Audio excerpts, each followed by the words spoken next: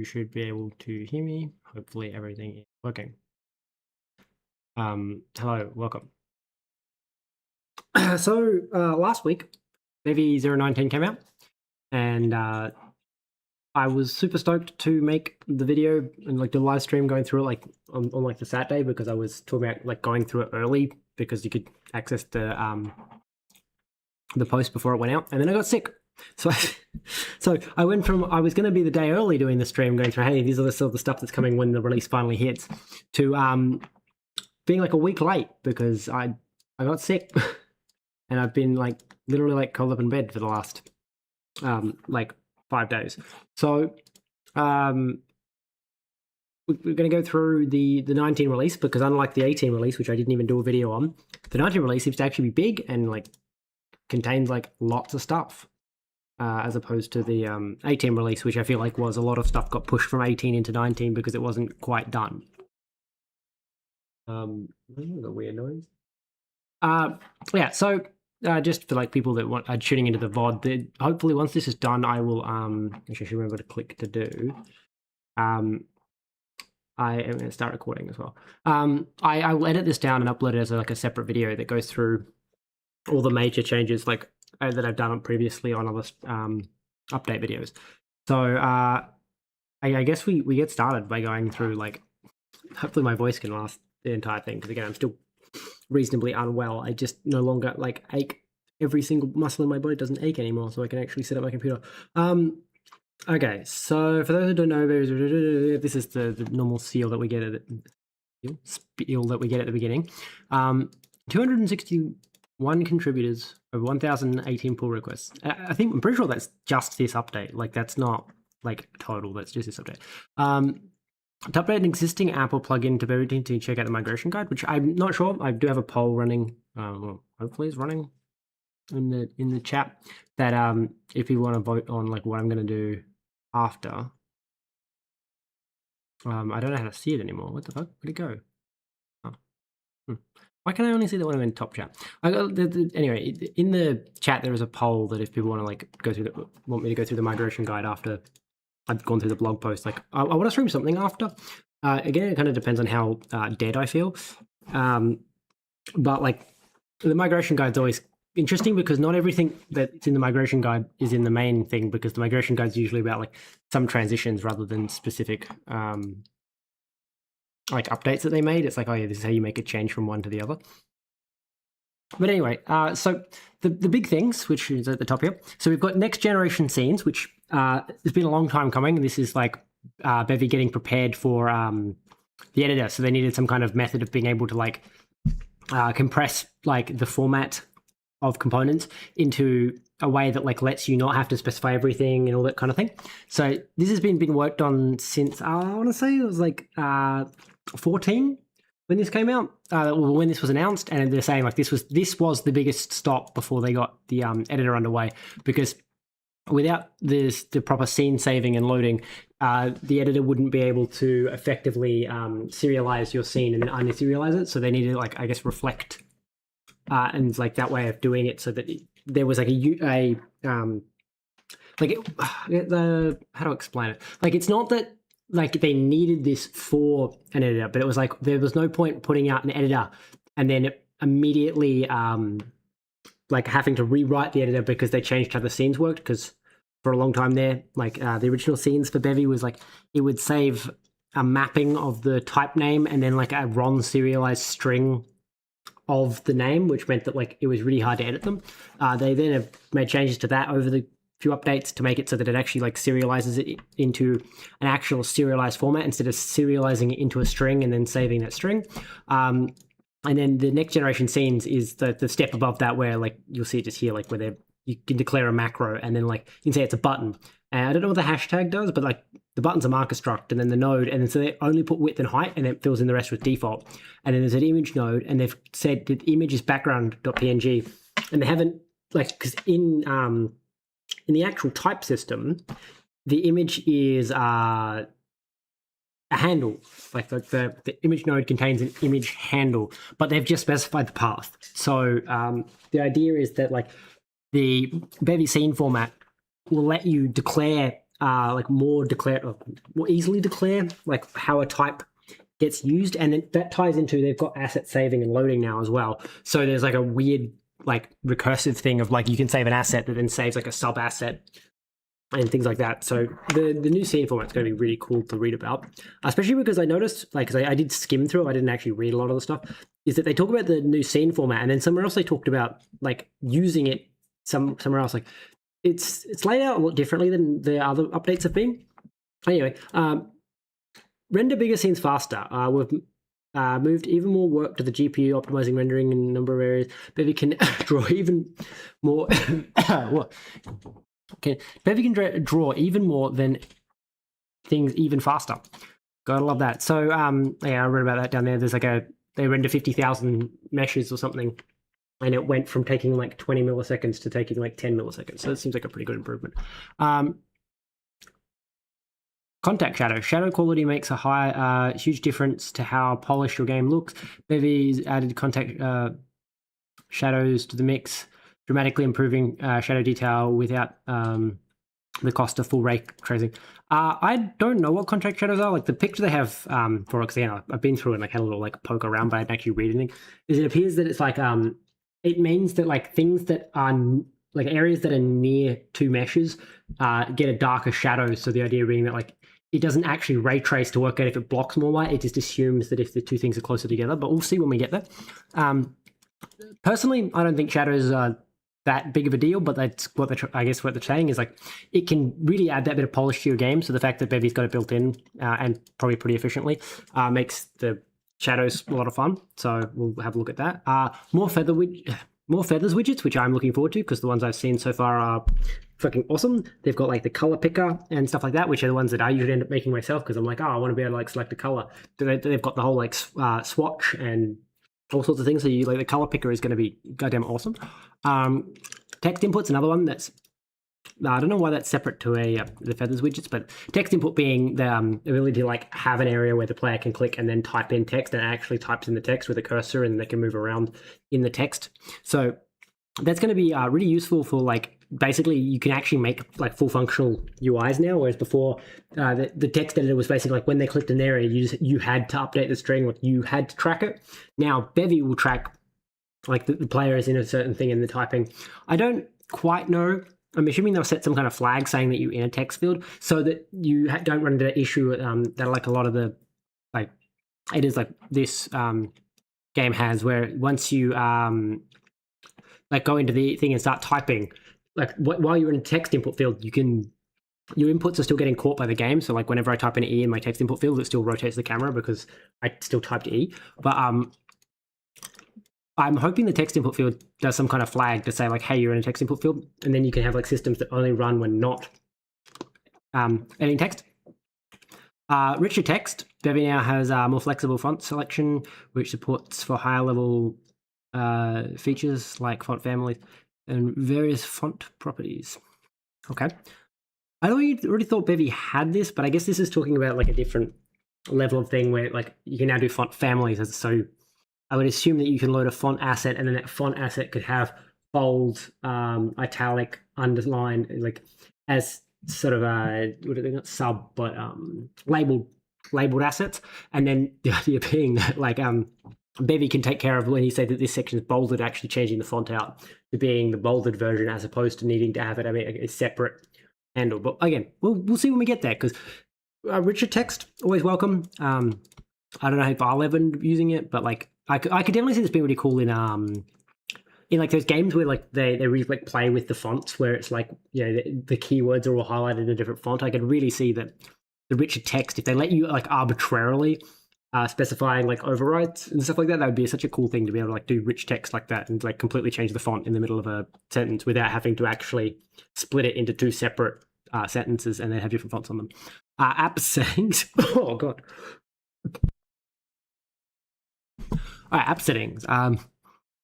We've added an official app settings framework, which can load and save settings from files and expose them as ECS resources. Well, that seems interesting. This has got to be related to, and I'm surprised this didn't make the big list. Is that they've made resources are now entities. So the idea is that when you add a resource to your world, it spawns in an entity and attaches your resource as a component to the entity, and you can also then have a whole bunch of other components that are attached to that entity to do different things. So it appears that the app settings is related to that. Would be my guess. From files and expose them to the as easy as resources. So like the idea being that you could have like the player settings be a component that's saved and loaded when the app opens and closes. I'm super excited to read through this because the things they've chosen to talk about versus what I know is in the update makes me go like, man, there must be like a lot of like plumbing underneath that like they don't think is that important, but it's actually a massive update. Like the where was it? So, resources as components. That's only like 4 or 5 lines, if I remember from when I was skimming through it before, because I actually wanted to know about it because someone was talking about it in my chat, because they were the person that actually like implemented the feature.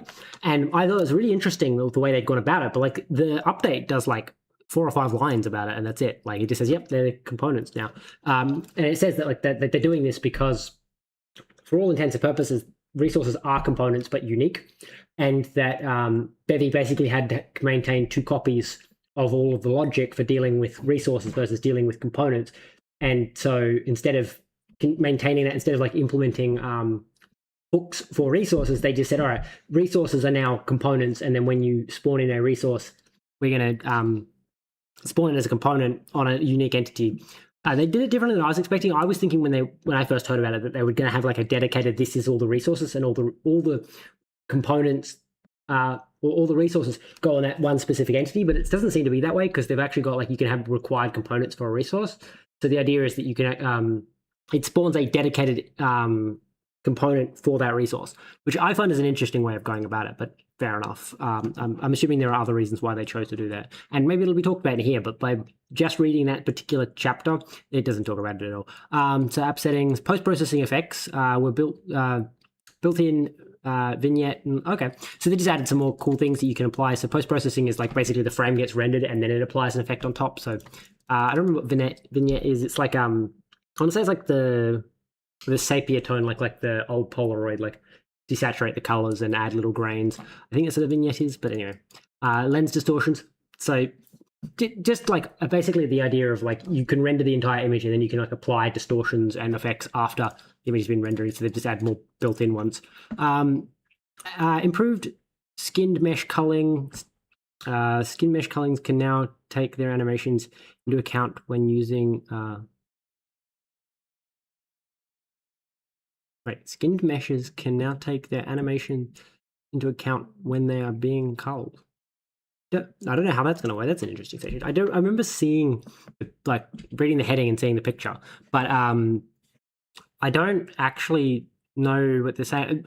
I'm assuming it means that like certain animations might have certain pieces of the mesh completely hidden, so they're going to cull different things based on which animation is playing. Because if an animation hides or unhides a bunch of vertices, then like you can obviously like cull and uncull a bunch of different stuff based on the animation.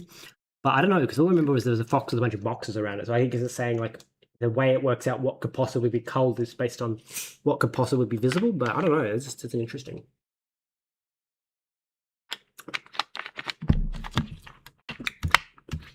All right, so let's move on to next generation scenes. It's a lovely example of being like, it's a button and then a node. So one of the big things I remember them talking about is that this lets you do everything at once. But I think they mentioned that much further down. Is it, or is it in here? No, so it's much further down. It's like in a completely different section, unrelated to the new scene format, where they talk about the fact that the scene format lets you like not have to chain things like adding the observer. You can literally just makes the observer automatically added. So it's really interesting. I don't know how this macro is even going to like work, but it's such a interesting concept.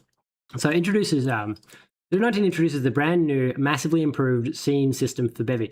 We've been working on this for a very long time, years now. Yeah, as I said, it's like I want to say it was 14 that like it might have been even earlier, but like I'm pretty sure it's 14. They redid the scene system so that it could include resources or something like that. They redid something, and then they were like, but we're going to do it again because this isn't the final version, so we'll have to wait until after that's done before the editor.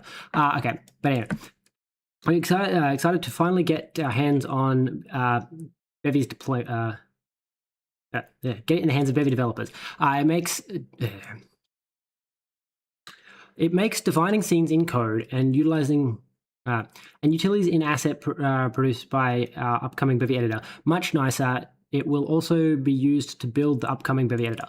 So, as I said, the editor is highly dependent on the scene format, which makes a lot of sense. Like, because the idea is that like you have to be able to save and like style the things in such a way that like a lot of the stuff that this is doing, like the fact that you only have to specify the width and the height and none of the rest of the node, would be really important for the editor. Is you don't want the editor overriding the defaults if that user hasn't actually overwritten the default, and you don't want to save the default if the user hasn't actually changed the value, because it means if like in the future Bevy changes what the default was and you didn't override the default, you want to keep the new default rather than like breaking something. So the Bevy scene notation is an ergonomic Rust-like scene syntax which can be defined in Rust code via the BSN macro and in .bsn asset files. If you were ever bothered by the verbosity and complexity of spawning complex collections of entities in Bevy, you'll probably enjoy what BSN has to offer. BSN can be used to spawn anything in the ECS. This benefits all scenarios, but it's worth calling out explicitly that this makes Bevy UI code significantly easier to read and write. That's interesting. Okay. I look forward to this for my my editor system, because like the big thing I was working on recently that I was going like, oh, this is going to be a pain, is making it so that you can like specify your own kind of components that get spawned on top, and the scene system means that like effectively I seem to have access to everything that you could possibly ever want to be able to spawn. Anyway, so quick caveats. While 0.19 technically supports scene assets, we aren't yet shipping a first party BSN asset loader. This release focuses on the code-driven workflow, and we plan to roll out the asset-driven workflow in a future release. Additionally, BSN is still hot off the presses, and it will likely take a few releases for us to iron out the experience. It is pretty useful now, but expect some rough edges and missing features. In Rust, the BSN expression is essentially a list of components to add to an entity. Yeah, so I really like this, because the idea being that I don't know if they specify the player is. Like, they're saying like you don't have to actually give everything, because it's in here. But they say like the player has a score and a coins, but like, if you only give the score, then the coins gets the default value. I assume it requires it to have default. Yeah. Okay. So far, these behaviors are much. These look and behave much like Bevy's existing bundles, which is just a collection of components, but BSN has a ton of additional superpowers. Okay, cool. I do find it interesting that they've, instead of having everything in them, they've got like a drop down stuff, because I noticed a lot like where it's like it does a thing and then it unpacks into like a whole bunch of other stuff. Anyway, so let's have a look. So optional fields. In BSN, you don't need to specify every field or use .default. You only need to set the fields you care about, and the rest will have the default values, which is something I'm actually like super excited for, because it is like really annoying that you have to keep doing that, and the Rust like compiler will yell at you saying, hey, like you didn't .default this, and then like the nested defaults get like a pain in the ass. So this is looking like it's going to be a lot of fun to be able to like just say BSN and then only specify the values that we actually care about.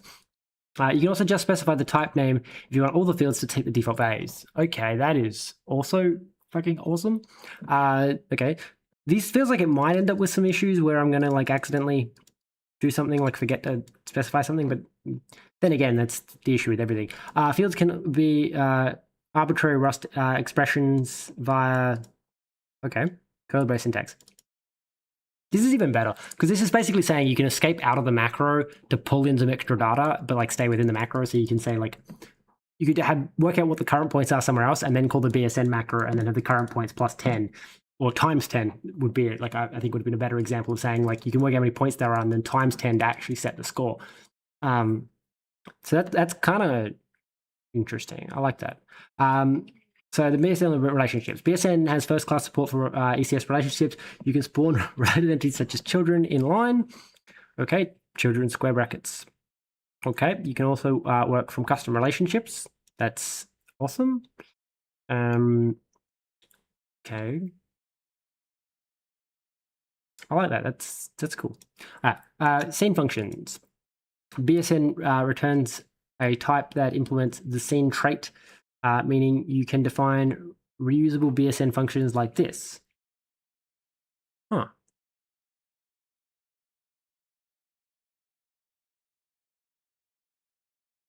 Okay, I like that. I like that.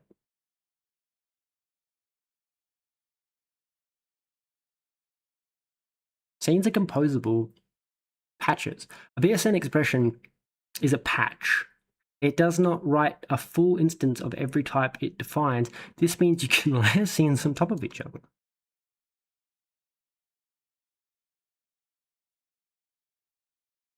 Okay, this is awesome because this is my biggest complaint with Bevy Feathers buttons from the previous versions is that the button.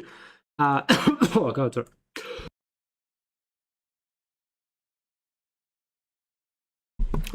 Sorry about that. So the big issue I had with buttons previously is because it returned a bundle. The button needed to specify, or the feathers button needed to specify like a bunch of node related stuff, which meant that you couldn't actually change what the node's values were yourself. Like you couldn't overwrite anything. You had to rely purely on the pre-existing, like you had to like make a thing that would go in after the fact and modify it. You couldn't modify it like when you declared it. So what this seems like is when we call button, it will return an impulse scene, and then it will return us our button stuff, which I'm assuming is what feathers will return now.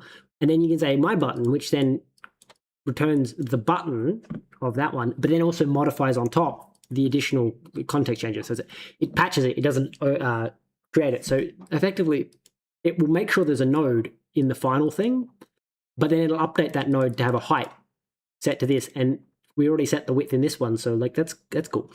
Okay, so then my button will spawn with a node component. Components in scenes are identified, initialized to their default, and each additional scene layer writes its fields on top of those defaults.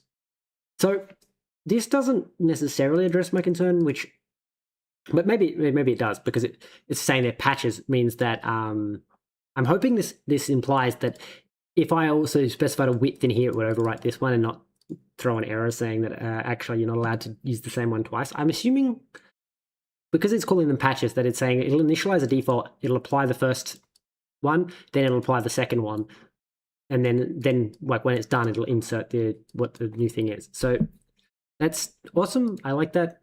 This is going to be so good for like UI and stuff like that, because it means that you don't have to worry about like if someone else in the like higher up the chain of like dependencies has already set something, you can always override it. Right. Scene assets and caching. Okay, while Bevy 0.19 doesn't ship with an official BSN asset loader, it does functionally support scene asset dependencies. We just don't yet include any built-in loader for them. Okay. So we can say commands.qspawn scene bsn dash player.bsn transform. Okay. This is if there was a BSN asset loader, this above thing. If there was an asset loader, would spawn a scene that includes the player.bsn scene asset and patches the X position to be 10. Here's my concern. I guess because it is patches means that the whatever type it generates must actually like, it's not actually doing this type. It must be unwrapping something, like it turning it into like a sequence of like reflect applies. Because my concern here is that we didn't tell it the Y, but if it then turns this into a into a concrete vec3, the Y would be 0, and so like I think what this is saying is that like it doesn't actually keep track of the Y at all, which means that the Y would not get touched. I hope that's what happens. So we patch the X position to 10. The BSN is dependency aware. If you use Q spawn scene instead of spawn scene, it will wait to spawn the scene until all dependencies have loaded. Spawn scene will always try to spawn the scene immediately. If it has scene dependencies that aren't loaded yet, it will fail. Okay. Also note that the semicolon, which is caching syntax, okay, When first loaded, this will resolve the player BSN scene and cache the result for reuse. This makes spawning multiple instances of a scene much cheaper, as it only needs to resolve whether it whatever is layered on top of the cached scene. Okay, that's unclear to me what that means. Where is it saving the cache? Okay. This makes me think that this BSN macro is doing some heavy lifting under the surface here. Like, how does it? Where is it caching it? How does it know how it's okay? Okay.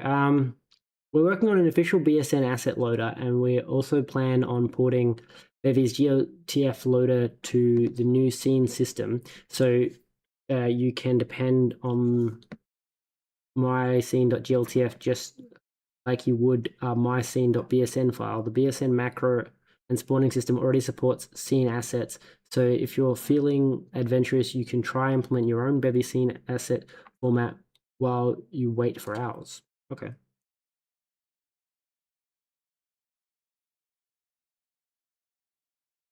So what they're saying is if I can make a scene asset, then when it calls the loader on that, it'll load the scene asset.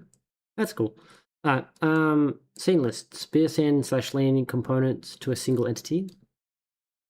Okay, BSN scene corresponds to a single entity. BSN list and scene list is the same idea, but applied to a list of entities. Okay. So BSN list, player 1, player 2. Okay. Entities in the BSN list are comma separated. Okay, and the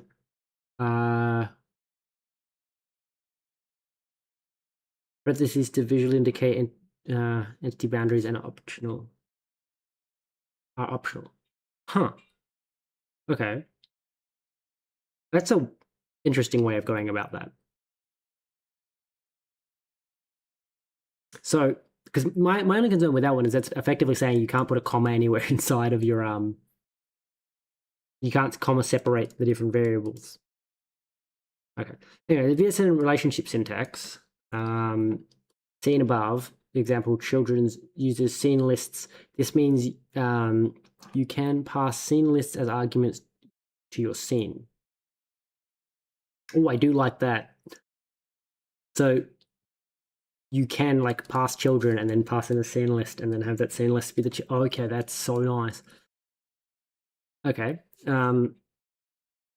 Observing events. I feel like this is going to tank compile times even worse because from what I remember, Rust doesn't like that when you use like impl scene list and impl scene like this, they're generically typed, like no, they're not generically, they're concrete typed when you use them, which means that they have this thing of like they are given concrete types every time, and it gets polymorphismed into monomorphismed into like concrete things, which that kind of thing apparently like it's just as fast to execute, but like really slows down compile times. Because you effectively, like every time you use it, end up with a new like block of code that it needs to be able to like optimize and check and scan. But I'm sure we can trust Bevy to not like absolutely tank it. But you know, I just remember that like if you want to make your code compile faster, you're supposed to like not use generics and stuff like that, which these are just generics.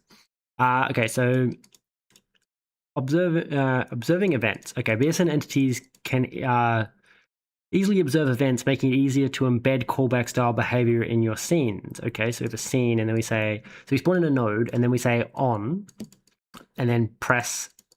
This is so cool. I like this because this is effectively saying that we can like encode the observer inside of the actual BSN rather than having to like, as I said before, like instead of having to like .observe on the end, just using the on. I do wonder if it lets you do multiple in the same thing, or is it going to run into that issue where it's like adding an observer, like it's only going to expect one. But I'm assuming that it, again, because because it's like a queued up set of patches, it should in theory be able to have multiple observers inside the same one, which is actually kind of cool.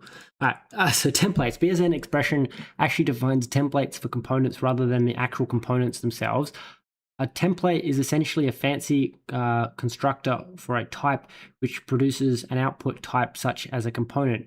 Critically, templates have access to the world, the current entity, and the scene spawn context. This enables powerful behavior such as loading assets from a given asset patch. What? Such as loading assets from a given asset path and producing asset handles. Example, handle image. Okay. The old approach to spawning via bundle required passing in every ECS dependency into a bundle function and manually using that dependency to produce the final value. Okay. So we're saying when you used to do player, you'd pass in the asset server and then you'd implement bundle and then you'd say da da da da da, and then you'd say setup and then you'd spawn player and pass in the asset server. Okay.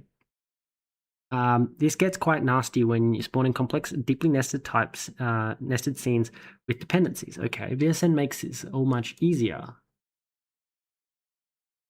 So my assumption is that spawn scene means that like it's something about like the way that the scene works takes in the asset server, because like otherwise it kind of implies that you always get asset server. So I'm assuming it's spawning scene somewhere in the code will grab access to the asset server and then pass it into this to load, and it just knows when to go about loading it.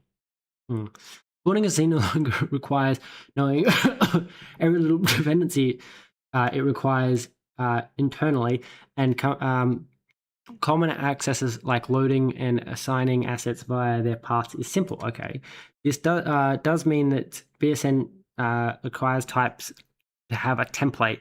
This is associated via the from template trait, which tells BSN which template type it should use for the given component. From template can be derived, which can also be generated.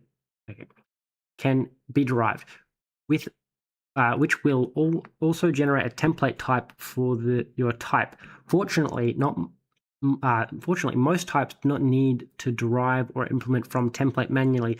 This is because from template and template is automatically implemented for every type that implements default and clone.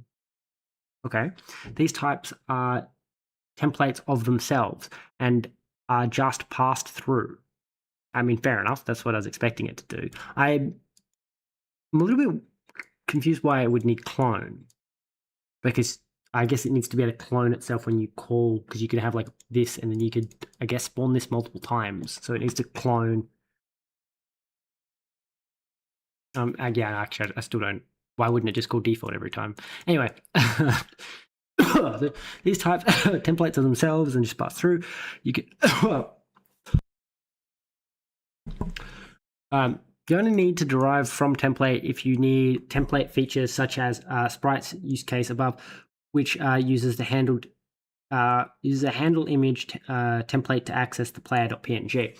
So basically what it's saying is that if you can be derived default, then you don't need to implement from template, because the from template, it says there's multiple types of templates. So I assume it's like the from template is saying like I need access to the world, or I need access to the asset server, or I need like you're saying like you specify the additional access that you need. And the idea is if you can derive default, then you need no additional access. So if you've got default and clone, you automatically get from template, because we can just use the default template. Inline asset template. BSN ships with support for inline assets via the asset value template. Okay. So we can say cube. Okay, so this is mesh 3D asset value. That's cool. Compare this with what was necessary before, which was to say that you have to take in the. Yeah, this is so much better. I love everything about this so far. Okay, so entity reference syntax. Okay, so BSN has special entity reference syntax to define an entity's name component. Okay.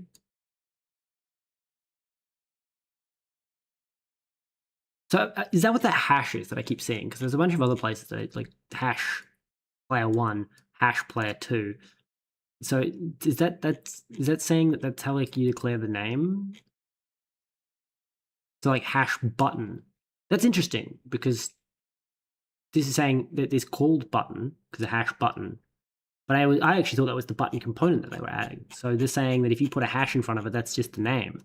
So hash first player is essentially the same as name first player. So they're saying that first one is called button, not that it has button. Okay.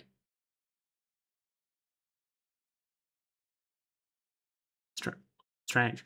Okay, however, entity reference syntax also enables referencing that entity elsewhere in the scene. Okay, that's cool. So what they're saying is if you hashtag root, it'll name it root, but it also means that you can hashtag root. And the next time you use the hashtag root, it will turn it into an entity. So if you name it, you can then use that name to get it back. Okay, so you can access any entity reference defined in the given BSN. So you can do it anywhere you do it in the BSN, you can do it. Actually, that's so nice, because one of the most annoying things is when you're trying to reference something like children and you have to spawn the children and then go back and add them to the parent, because if you don't, then they're like, so you end up like having to do things like spawning in the root and then dropping, like just keeping its ID and then giving it to the children and then going back and putting it. So that's kind of cool. You can access an entity reference defined given BSN scope anywhere else in the scope. So I think what they're saying is you can say references and you can say, hey, child and grandchild, and then you can say children, and then you can say child and grandchild. So that's saying that, like, even though that this is declared before this is declared, these are the ones that are named, and this uses them. That's so good. In this context, the BSN list, this enables defining graph structures. A points to B, B points to A. That's a game changer of an implementation I wouldn't have even thought of doing. So yeah, that's awesome, because that means that you can like declare something, and because you've named it, you can use it somewhere else. But it means you can also use a name that you haven't declared yet, because as long as you declare it before the end of the BSN macro, that's so good. Implicit into. Most values in the field position support implicit into. That's pretty cool. This means types that can be converted into other types can generally skip manual conversion. So what they're saying is that foo string means you can give it a const stir, because const implements into string, so it automatically calls into on it. That's actually really nice, because again, this is all about like they're basically minimizing the amount of Rust makes you do everything. Like you have to declare it call into on a string, because if you give it a const string or const stir, it's not a string, and it's like, well, I'm just going to call from, so string from, or call it into. So they're saying, well, we'll call the intos. If it has an into, we will call it for you. So that's kind of nice. This works because hello is a str, which has an into string implementation. This is essentially nice in this context for defining Bevy UI values. So raw Rust border the default, and then the BSN is just border equals 2.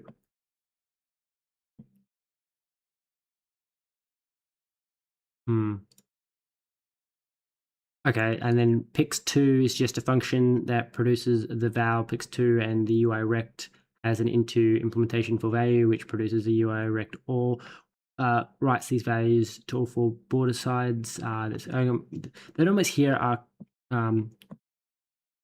competitive with things like CSS, but it is fully statically typed and derived from the normal Rust traits versions. These aren't special cases hard-coded. This means you can build your own.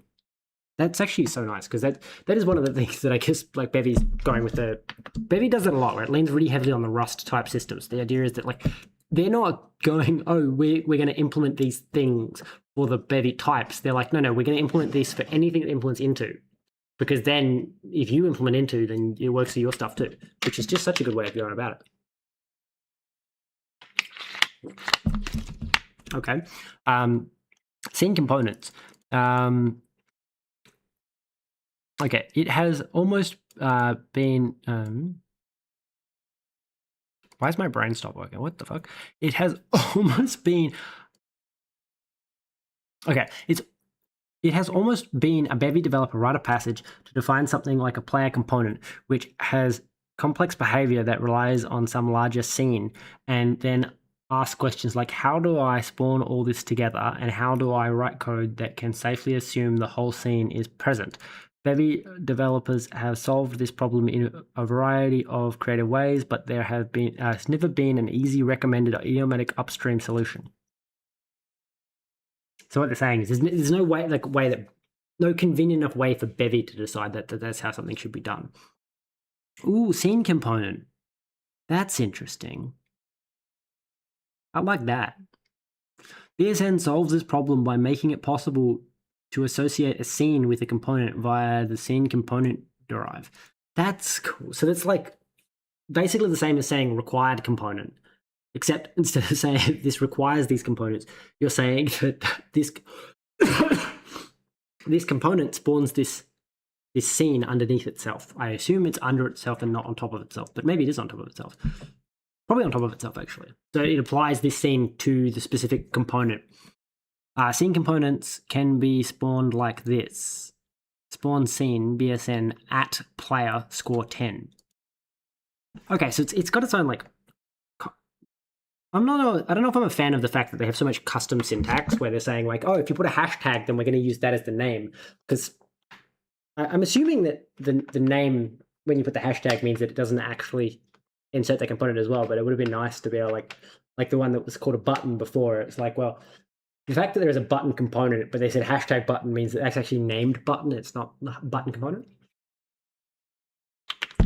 But so they're saying that if you spawn in an at player, it will spawn the player and also the scene. So my only annoyance of the custom syntax is it's going to be one of those, unless you know the syntax exists, whereas opposed to like the IDE way of doing it, where it's like you can always do like the dot and then just read through all the functions. The hidden syntax of like BSN having an at and a hash doing different things, maybe it'll just like click and you can just like learn it really easily, but it does feel like one of those things that like if I hadn't read this, I wouldn't have accidentally found it. It's not like a discoverable feature. Anyway, the scene component must be spawned this way as a scene component. And will log an error if they are spawned directly. Okay, that's cool. Example via world.spawn player default. Okay.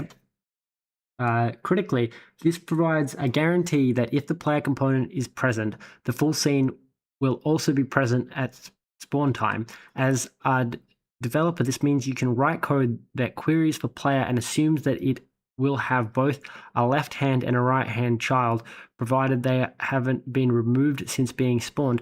This was a major missing piece of Bevy's data model. Okay, that's interesting. So what they're saying is he's, because I guess the way you used to go about that was if you had like a hook and you'd be like on insert of player, you would then spawn the left and the right hand inside the hook. Which means that technically you could spawn the player and then it would cue the spawning of the left and right hand, but that doesn't mean they've actually spawned when the next frame starts because of like the way that hooks work. Like the delay between spawning and doing. So that's interesting. I honestly didn't know this was a problem, but that does make a lot of sense. What they're saying is like when you spawn in a player, there's no guarantee that like the children have spawned when the player component has actually spawned in. Okay. Scene components can also define props, which are passed into the scene function and can inform the BSN outputs. Okay. Scene, player props, alignment. Okay. So I'm assuming the function needs to be called scene is what's happening here. Alignment box dyn scene equals match props alignment good angel wings alignment.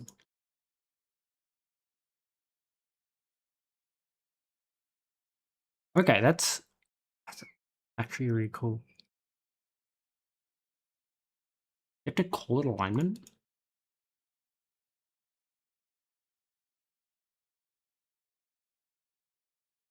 Oh, I'm assuming that so what they're doing here is the at alignment is saying that, so when you at player, you're saying it's a scene component, but then when you're inside of the scene component, the at alignment is saying that it's the properties alignment field is an alignment good. Okay. So I'm assuming like if this had more than one field, like if it had something else, you could do like at health and then something else. Okay. Okay, so properties are evaluated first before component field patches. Okay, before component field patches. Interesting. Logically, they are evaluated immediately in place, and the scene component scene is immediately applied to the current scene. This means that scenes that produce products can be patched. Also means you cannot. Okay. This also means. Okay. This means that the scene they produce can be patched. This also means that you cannot patch properties, as they do not exist later in the scene. Right. So,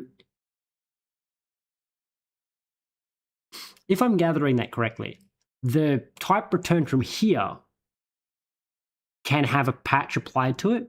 Like you can use this inside another BSN, but you can't overwrite this with another BSN, because once this gets evaluated, this doesn't exist anymore. This is like consumed in the evaluation process.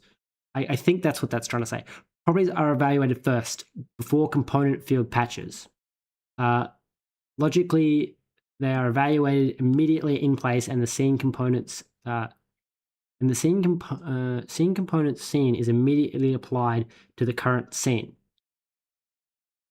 So it's saying like it unwraps this and puts it inside the larger macro, the return type of this. So this is immediately unwrapped.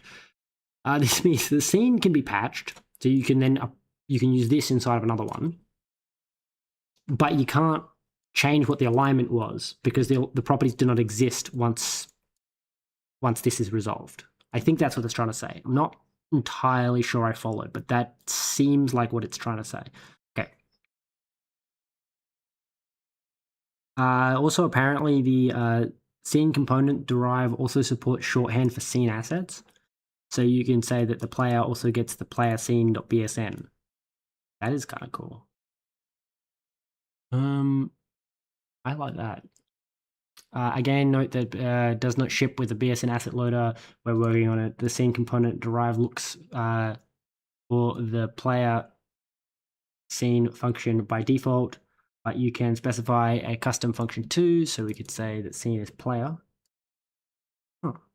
Okay, that's cool. So I was wondering what was going on with that. Is that like they're saying scene?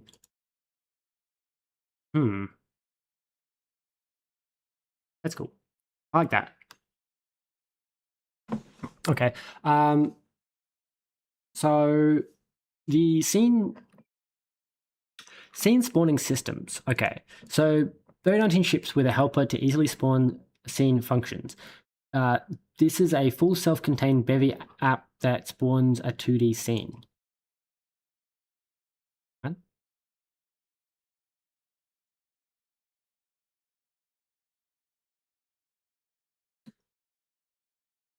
Okay, wait.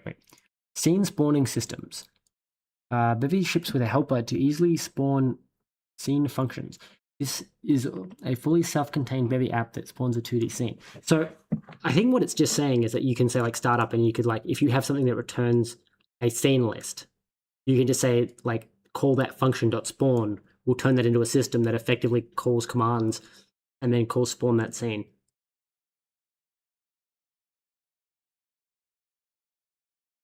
So it's like a convenient way, instead of having to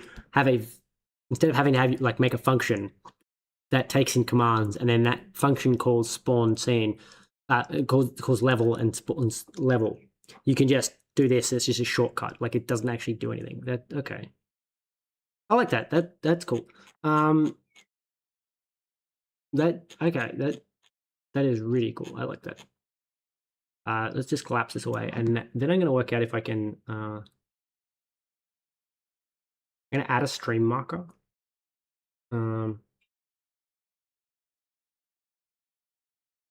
Okay. I don't know if that's going to do anything, but apparently, like, I put a stream marker.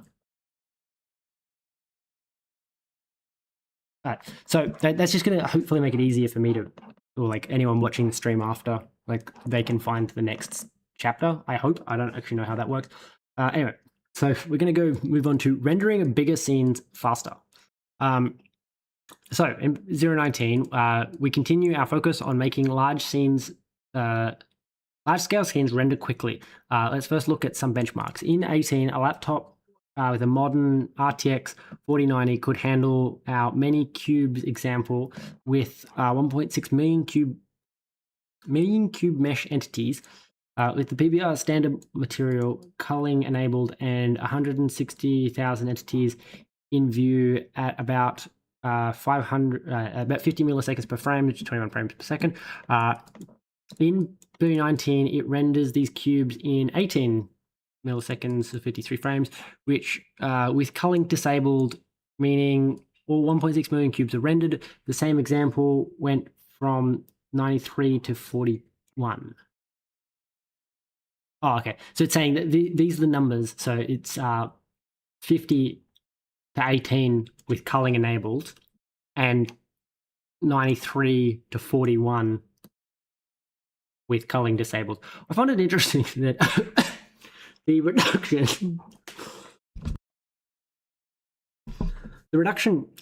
with culling, they must have made a much better culling algorithm, because that's like 2.5 times, like two fifths, whereas this is like just under half. So so that's 40%, and then this one's like, well, it's not that much difference. This is like 45% or something. So it's just interesting that the culling, which you would think would have less of an impact because there's less cubes to be culled.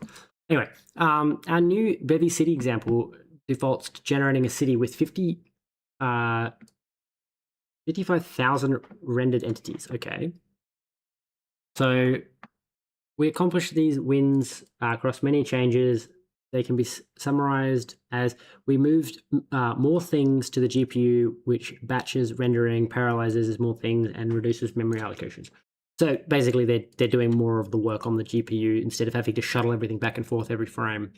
Okay, I mean, let's break it down. So unpacked multiple draw batch sets on the GPU. In order to render using the GPU's driver multi-draw indirect approach, Bevy needs to group mesh instances into batch sets.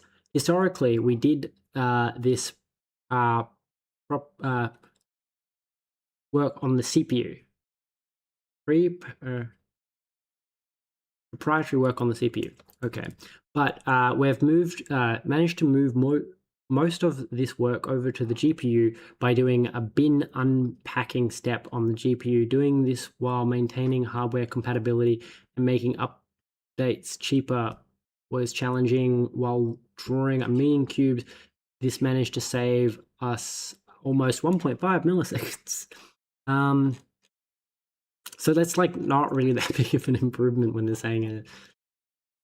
I mean, it's like 10% of the final time.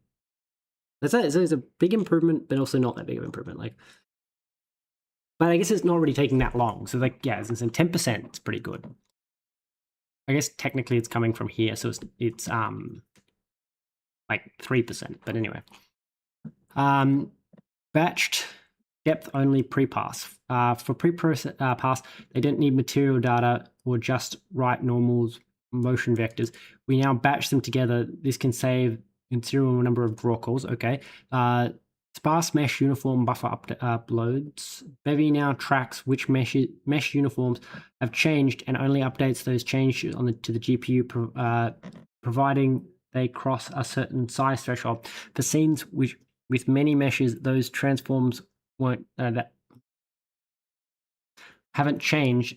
They can be a huge win. For scenes with many meshes whose transforms, so saying if you have lots of things in your scene don't move, then it doesn't need to keep sending that information to the GPU, and so it only updates the GPU if you actually moved something, which I guess is a way of saying that you can move the camera without having to resend the data to the GPU because nothing in the scene moved. It's only the camera's like the camera's transform that moved, so only the camera needs to be updated. That's kind of cool. GPU clustering for lights, light props, and decals. Bevy now clusters lights on the GPU on our many lights benchmark. This improved light clustering performance by almost 20 times. Okay, that's incredible. I love that. I like the idea of this because it's like the idea is like the lights are getting so much better that like you could probably just have dynamic lighting in every game now because it's just so fast. But I actually don't know whether it is actually super fast compared to other game engines. I just know that it's way faster than it was. 20x improvements, freaking phenomenal. And I'm pretty sure Bevy's was already pretty good in terms of like as long as you had like less than a certain number of lights because it could do like up to like 20 lights or something in a single pass. It was already pretty incredibly fast. Okay. Increased system parallelization. More rendering systems run in parallel. This is obviously faster. Yes. Okay.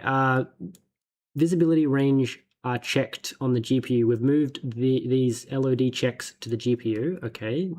Batched morph targets. Meshes with morph targets can now be rendered in batches on platforms that support storage buffers. In our many morph targets example, this reduced almost a 2x speed up. No CPU culling optimized.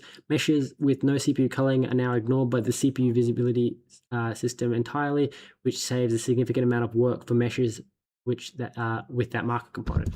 So it's saying it must have previously checked, like even if you told it not to cull, it would still check to see if it should have been culled. And now they're saying it doesn't even know it exists. Okay. Reduce preview transform copies. Reduce previous transform copies. Bevy rendering needs the previous frame transform. Bevy's renderer needs the previous frames transforms. We now only write the previous frames transforms when the transforms have been mutated, saving valuable time. Okay, that's cool. So what that's saying is if the mesh, and that's probably part of what it was saying up here about like if it doesn't move, it's faster. Is it saying like to calculate like motion vectors and things like that, it needs to know where it was and where it is. And they're saying, well, like if you moved last frame, then if you moved, then we have to update it. And if you didn't move, we need to update that they're the same. But then after that, once they're the same, if you still haven't moved, they're still the same. So that's cool. So it's saying like you have to keep updating these values because they're always just the same. Once they've settled into their steady state, then we don't have to keep updating them. Okay, that's cool. Mesh collision update. Mesh collection update GPU data directly using shared memory. This removes a slow sequential bottleneck and saves valuable milliseconds. Okay. It doesn't tell me what it does, but it saves time. Okay. Use change list instead of ticks. Okay.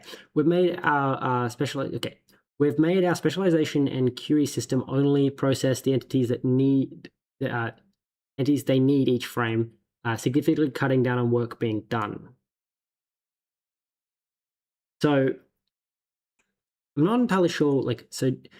I guess what that's saying is it's using a different method. So instead of like a query that's checking every single entity to see if its ticks changed, it's if you change something, you put it on the list to be updated so that like it doesn't have to check everything to see if it changed. It knows, it can only look up, it can explicitly look up the things that it knows changed rather than having to check to see if everything has changed.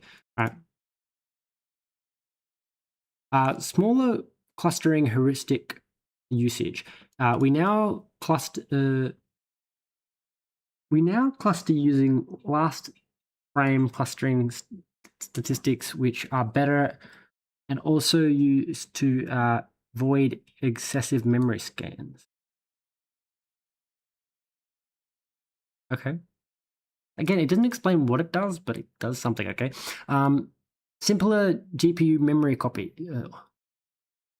Okay. Bevy uses the encase library to prepare data for the GPU buffer in the layout of the WGSL expecs. In practice, it isn't always needed and incurs unnecessary overhead. We've swapped to a cheaper direct memory copy, which when clustering lights to shave a bit of time.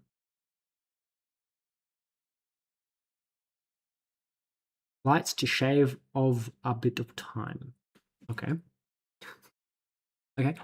Parallel mesh collection. We've parallelized the gather step for our mesh collection, which saves approximately 4 milliseconds when rendering 200,000 moving meshes in Bevy. Okay.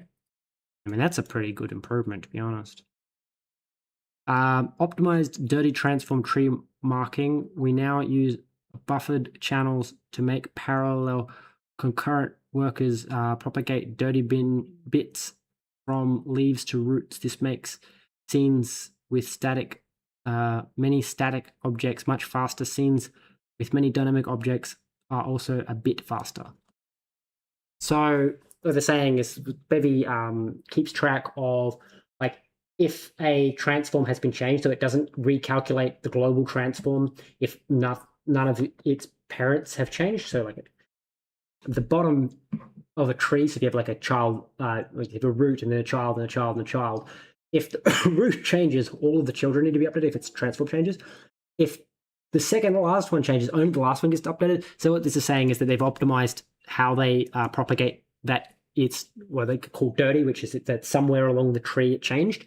And so they're saying that like this is way faster if nothing in your scene is moving, and a bit faster if things in your scene are moving. So what they're saying is, I guess they've worked out a way of not having it be so slow to propagate if nothing changed, and so it's slightly faster if I'm assuming it's no faster if everything if every object is always moving. This probably wouldn't be any faster, but what they're saying is that we made it so much faster if nothing moves that even if only a few things are not moving, it's still faster.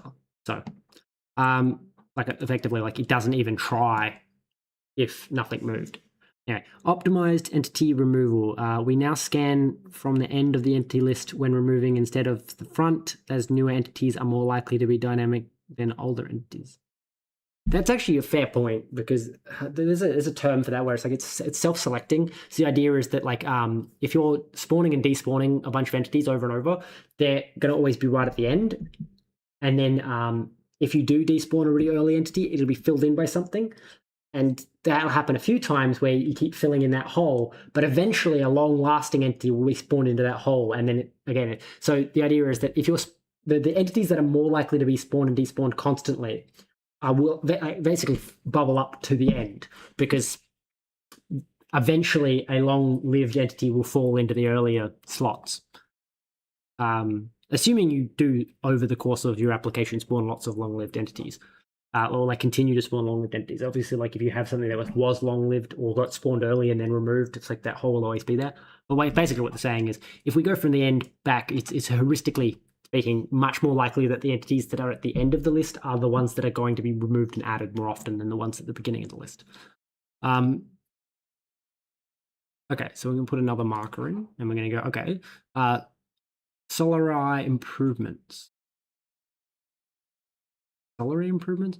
Solari, Bevy's real-time path trace rendering has gained several improvements and fixes for mirrors and non-metallic materials, performance improvements, and greatly increased temporal stability. Okay. Did they name that? Maybe I don't remember reading it in the 0.18. They seem to have named their ray tracing, or was it path tracing? Path tracing. That threw me off, because I was like, I don't know what the fucking Solari is, but Solari must be their path tracing renderer. So they're just saying that like they made it better. But you see what I mean? Like some of this, like it's just like 2 lines. Okay. Anyway, more feathers widgets. Yay! I'm so looking forward to these feathers widgets. I'm so excited to play with them, because I love me some widgets, and I always end up making this widget myself, where like this RGB one where it's like you can pick the color swath and stuff like that. So a standard editor panel, left, center, right, a standard sub panel group, a standard group, scalar properties, copy, list. Oh, it's so good. Bevy feathers, our opinionated UI collection designed with the Bevy editor in mind, has added several new widgets. Yes. Okay, a text input widget, which they talk about further down because I believe this is the text input. I'm not sure if it's going to be that they're saying, oh, these are all the widgets, and then the text inputs, it gets its own thing. But my guess is the text input's also a widget, which it's slightly confusing. So the way that Bevy's got it broken down, as I said, their opinionated UI is that they have Bevy UI widgets, which is unopinionated. It's things like a button can be clicked. And it's like they don't tell you what happens when a button's clicked. It's just that when you click a button, it fires a clicked observer. Like it fires, or it triggers a clicked event or a pressed event or activated event or whatever it's called. So it's unopinionated because they're not telling you how it will be consumed. Whereas Bevy widgets does tell you how it's consumed. It also tells you what the button will look like and things like that. So I believe the reason that they have text input here and then also text input gets its own thing, but the others don't, is because the text input is saying that that's a new type of widget entirely, whereas the text input for the Bevy feathers is not its own thing. It's just saying it's one of the. So there's a number input, which I'm assuming is a text input that only accepts numerics. Drop down menus, ooh, and a menu divider. Drop down menu button and a menu divider. So I'm assuming it. Oh, okay. So there's the drop down menu and then a menu divider. I'm assuming is Y1, 2, and then 3 is its own thing. Okay. Disclosure toggle. Chevron expanded collapse, which is this thing here, I believe. So, and there's probably that one there. So if you click that, it would collapse the. Okay. Left, center, right. Okay, that's interesting. Yep. Disclosure toggle. I do like that. Okay, so icons and labels display parameters. So do they have icons? Is the checkbox an icon? I don't know. I'm assuming like these X maybe are icons. I'm not sure. Panels, subpanels, and groups. Decorative frames for editors, which I'm assuming is what they're showing off here. And a standard editor panel, a standard sub panel. 0, a quarter, half, 3/4. Okay, that's cool. List view and a scroll bar. This is going to be so much fun to play with. We've improved the existing widgets for full usage and integrated demo. Try the Bevy Feathers gallery example. Is this going to... No.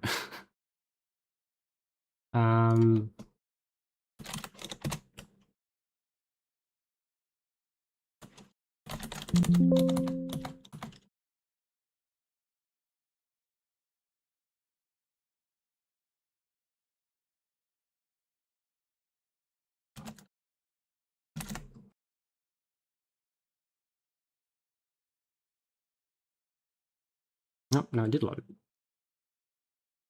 Okay. So you don't seem to do anything. You turn into a drop down, but you don't actually drop anything down. I do like this. This is nice. I find it interesting that this one's not. Why is that one not like? Is that an intentional thing? So demo column 1. What is that likely to be? So what does it say? It says fourth wall. One of these says fourth wall. Is that this button?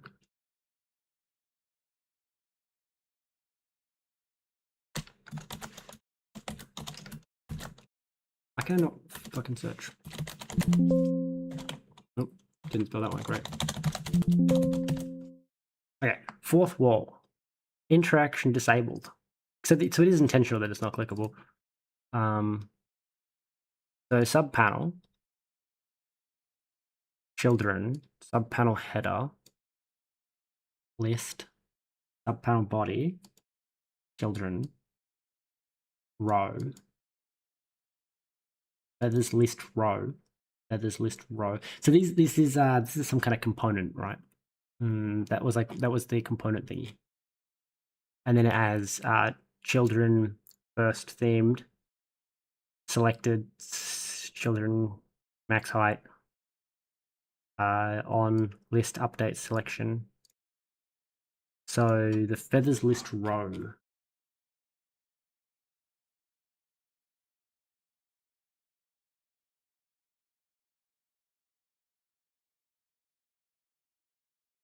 No, apparently not. Oh, there, is it at the bottom then, maybe?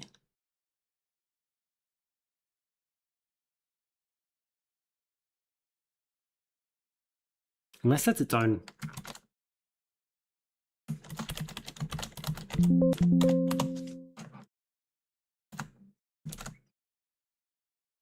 I'll go the other way. No. What? Where is this coming from then?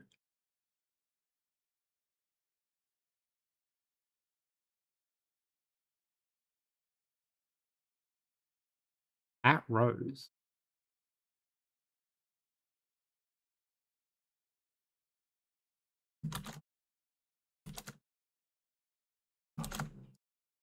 What? Huh.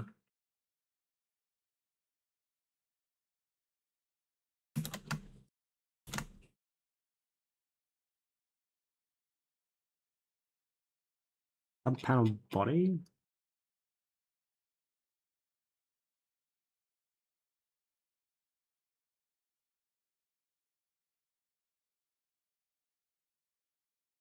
Hmm.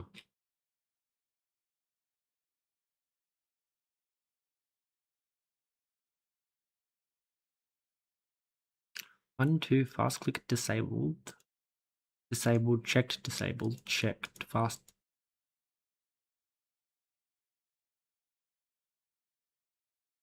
What?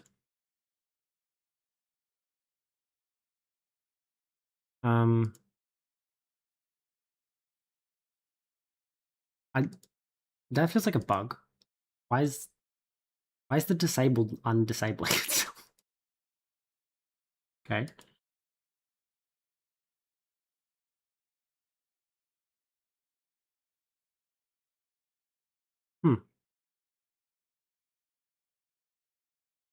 Is it throwing an error at any point?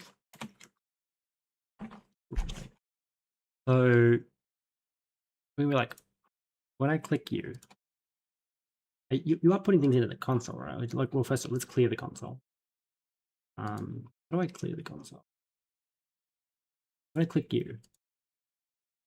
I thought these were supposed to do something when they were clicked.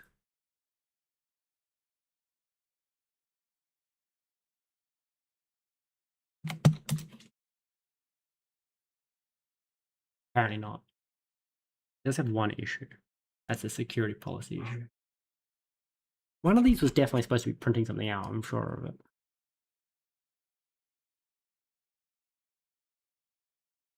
None of you fire or anything.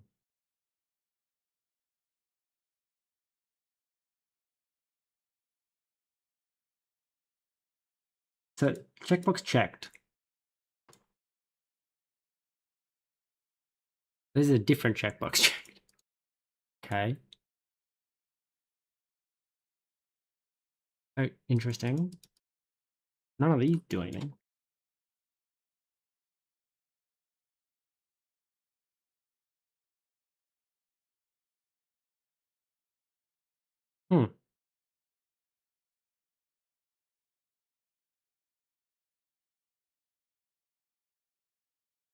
Okay, strange.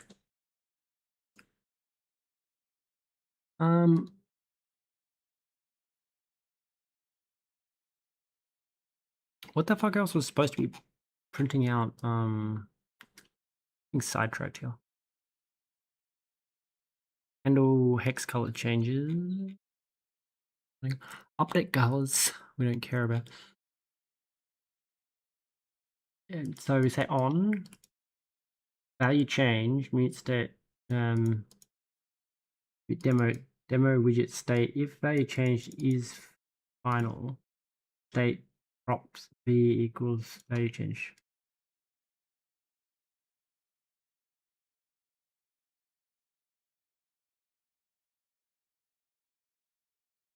feathers number input. Signal color token, text input z-axis, label.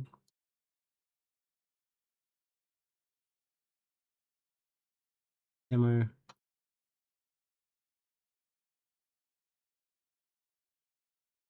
Is final.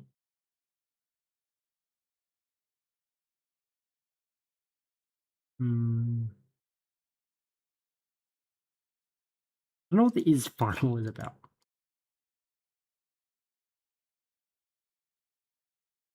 I'm assuming it's like if you had like a sliding box, is because this is a value changed.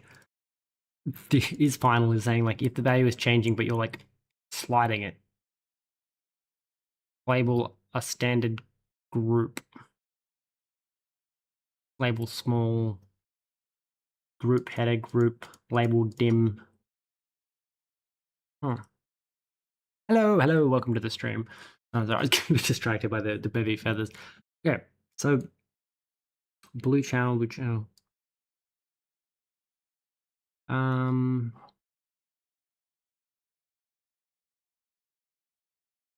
Like, so first off, I'm very confused about why I'm not allowed to change X specifically.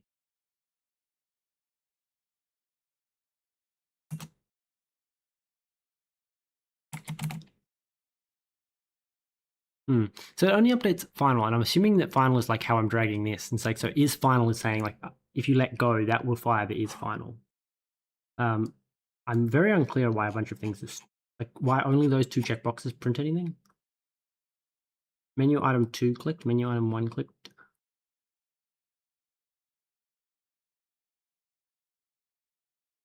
Okay, so normal button clicked, disable doesn't do any, primary clicked, menu item 1 clicked, menu item 2 clicked. Okay, so how did they split them? That's kind of interesting.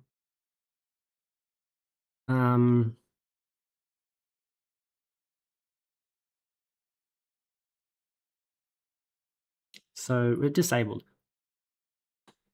I'm unclear. I will go check the checkbox, but it seems like a bug that you can then click the checkbox when you uncheck the checkbox. I don't think it's supposed to do that. Anyway, so children. Okay, so these are menus. Okay, yeah. So they basically just spawn in the children, and they say menu item 1, menu item 2, menu, and then a divider, and then menu item 3. That's kind of cool. I like this. This is fancy. So when I uncheck this checkbox, when I recheck this checkbox, disabled button clicked. So is it intentional? I don't think it's supposed to be able to do that. Why does checking the checkbox enable the disabled button? Like the only way to really check that is to come down here and be like, one of these is called a checkbox.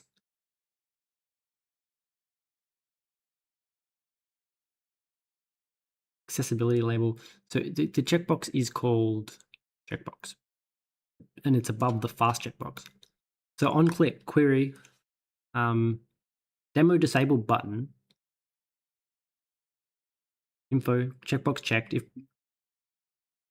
let button equal commands entity, query single unwrap. If value insert disabled, all those. So it is intentional. Why are they, why is the checkbox? That's strange. All right, whatever. So apparently the checkbox intentionally re-enables the disabled button. What they should have done is also changed the text so that it was clear that that's actually what's supposed to be happening. It's just a little bit odd that like when you uncheck the checkbox, it enables. Oh, uh-oh. Uh-oh.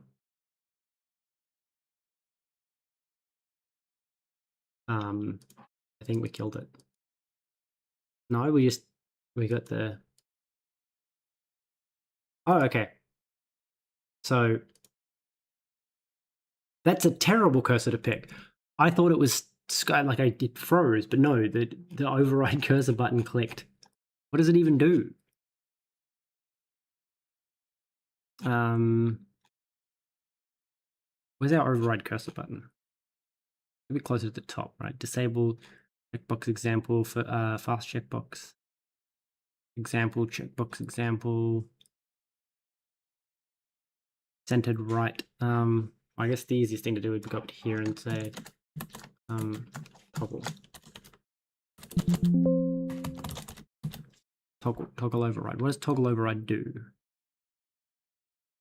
Action, override cursor, override 0 if override 0 is some none system. Yeah, okay, that's terrible. Like, I get they're trying to show things off, but like, I thought it froze, like, because it started doing the loading symbol. They should have picked like anything else. The same as the checkbox should at least change the text, because then it's obvious that it's not accidentally doing it. Anyway, moving on. We spent a lot of time fucking around with the example. The Feathers widget has migrated to BSN. Okay. Yeah, okay. I figured this will have happened when I was reading about the BSN and its capabilities up here, is that the widgets would all do that. So the Feathers widgets have migrated to BSN. Bevy's next generation scene system. BSN is a better foundation for widgets from the old widgets than the old style spawn function approach. It reduces boilerplate, lets you compose widgets together, parameterize widgets with scene component properties, reference fonts, images, assets, and register observers in the same declaration. So before, you would call checkbox bundle my checkbox.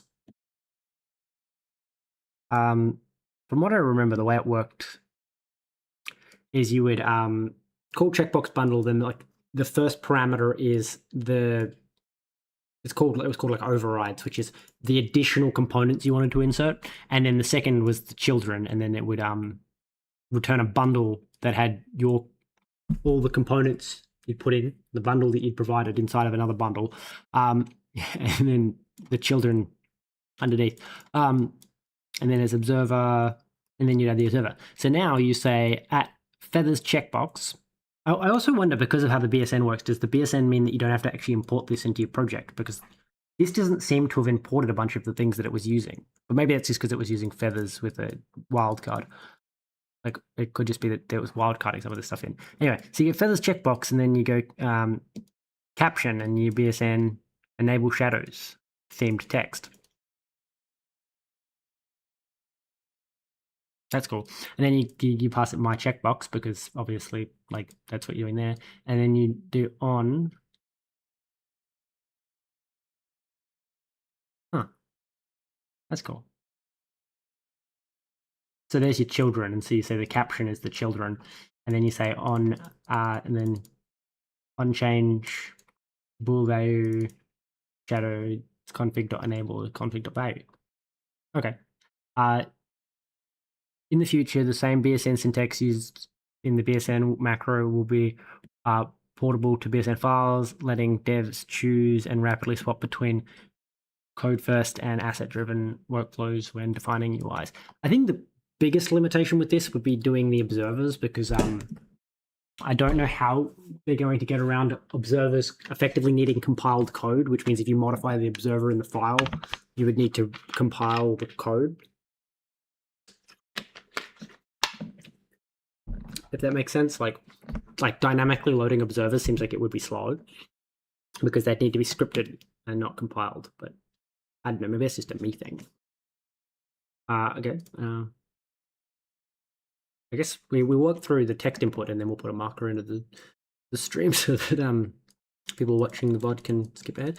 Okay, so in 0.19 we've added basic support for text entries in the form of an editable text component. Okay, spawning an entity with this component will create a simple, unstyled rectangle of editable text.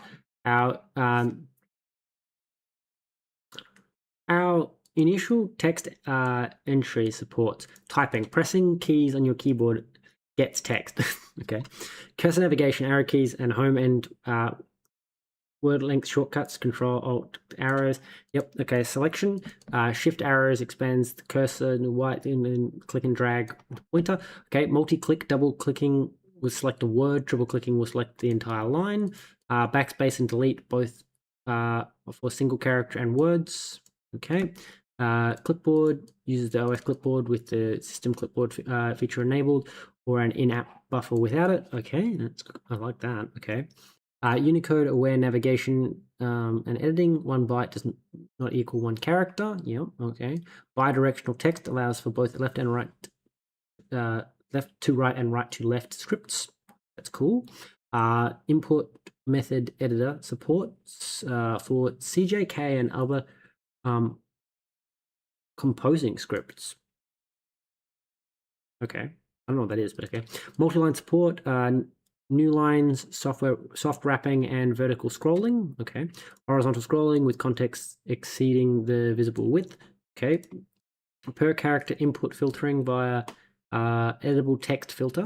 I'm assuming that's how they do the like number up here, where they're doing like the number input is you can say that only numbers are allowed with the per character input filtering. Optional select all on focus via the select all on focus component. Okay. Maximum character limit via the editable text max characters. Okay. Many important features are currently unimplemented. Placeholder text, undo, redo, password masking. While we're being careful to expand and document the internals so they can readily implement these features in your own project, we would like to continue to expand this functionality of the base widget. Please consider making a PR. Okay. Okay. Cool.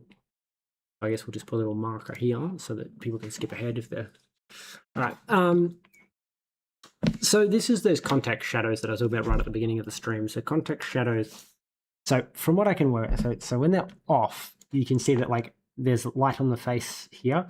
When they're on, these areas get darker, and the only thing I can think that it's doing, because it's saying about being faster, this is my guess, is that it's like using the fact that there's two meshes closer together to effectively be like, oh, this must be blocking something else. But I'm not actually entirely sure. So let's read about context shadows.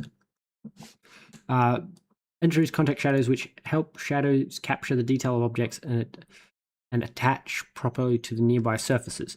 Previously, Bevy shadows outside of Raymarched were rendered entirely using cascade shadow mapping. Shadow mapping is a solid standard technique that works by looking at objects in the scene from the perspective of the light, creating a depth map, then using that to determine which object should be in a shadow. Okay.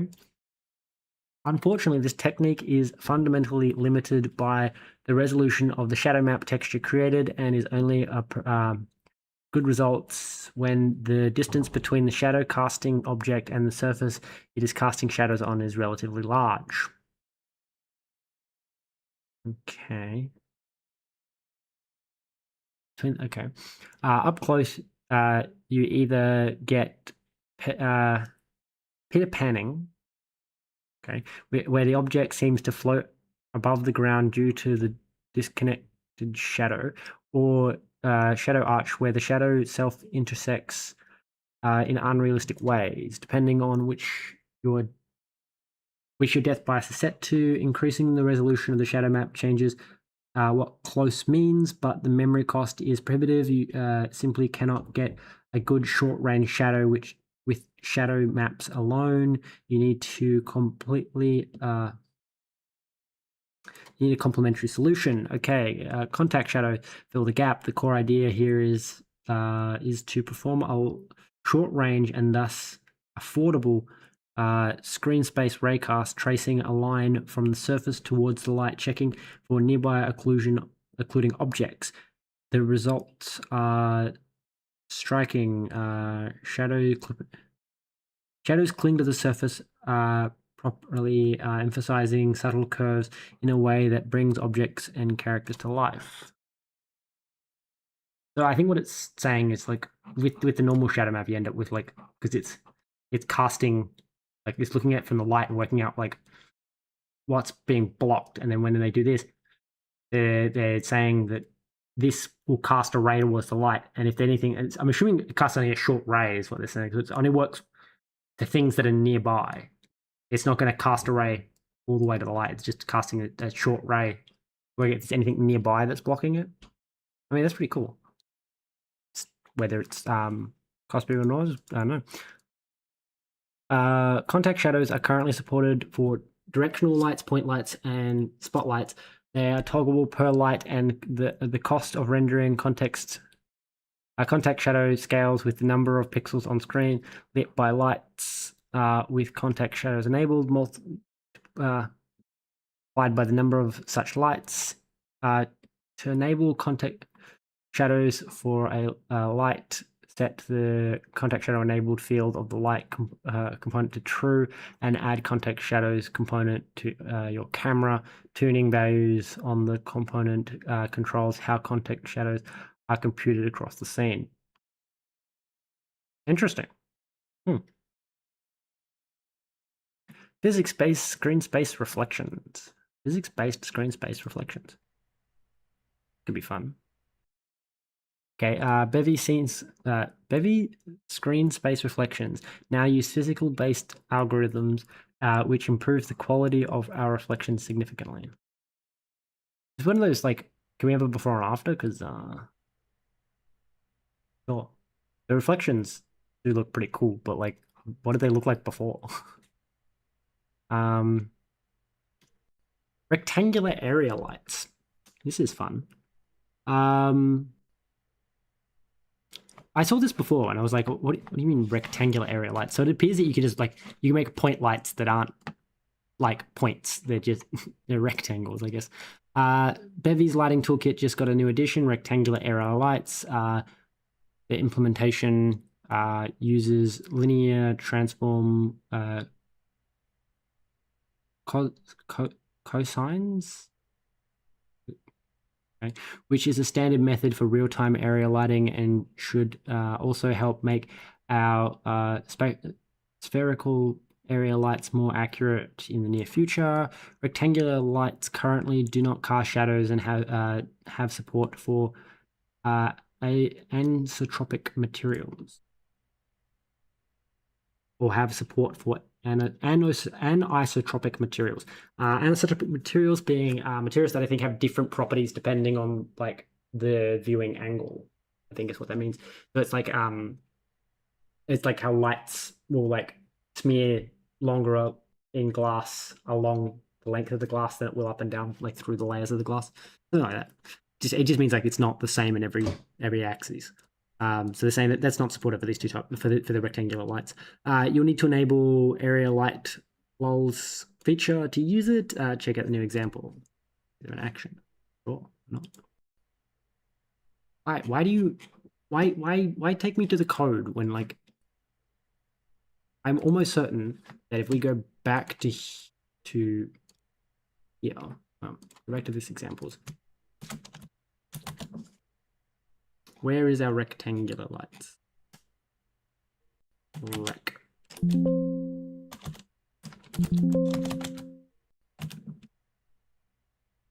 Apparently not.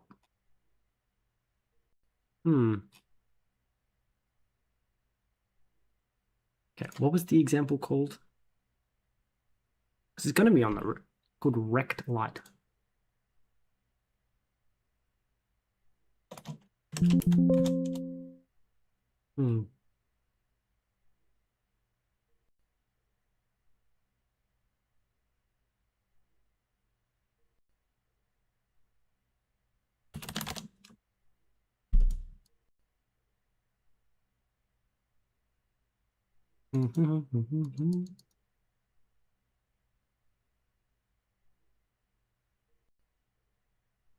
Nope, apparently not.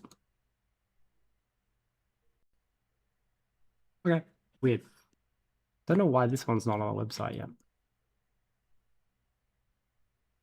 Are you rendering?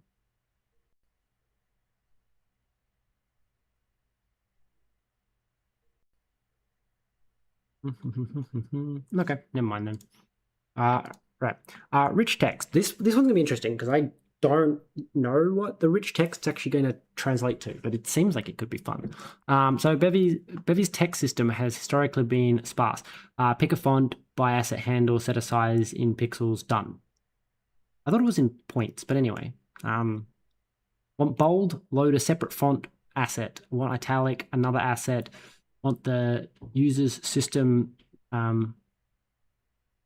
Monospace, no luck. Want text that scales with the viewport. Roll it yourself. Not anymore. Better font selection. Generic font families. Sans serif, serif, and okay. Monospace, generic monospace font. Arial, Times New Roman, Impact, Comic Sans. Okay. Font source now offers 3 ways to identify a font. Asset handle, so we can say we can load the font. The font, the family name, so Fire Mono. Okay. Semantic category, monospace. Okay, interesting. The generic variants, serif, sans serif, cursive.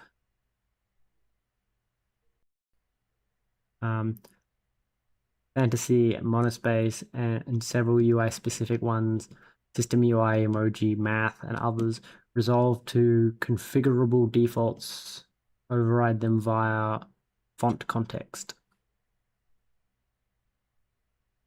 Set serif family. Set monospace family.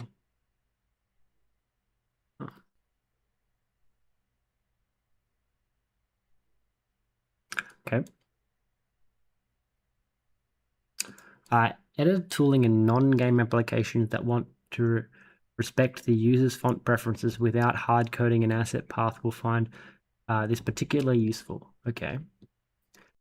System fonts were already loadable via the backend resource in previous releases, but font source family is a clearer, more powerful way to load them. Enable the Bevy system font discovery feature to make installed system fonts available by name.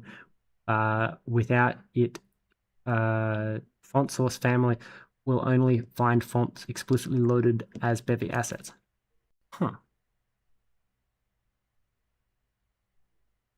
Variable font properties.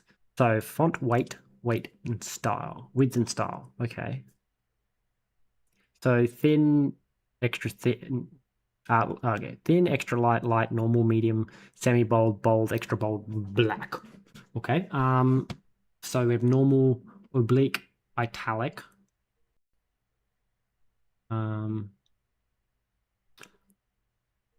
Ultra,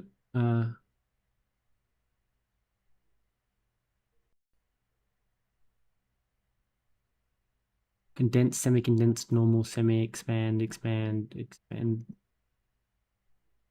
extra expand, ultra expand. I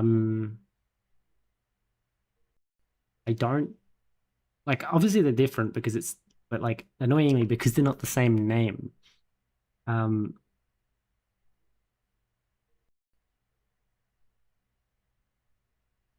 I'm thrown because like, why are these fonts smaller? Like they're physically smaller. Okay, I don't know. Text font has gained the weight, width, and style fields. Pick a variable font and say goodbye to separate assets for every variant of typeface. Okay, cool. So font source sans serif. Font width, weight is bold. Font style is italic. Font is condensed.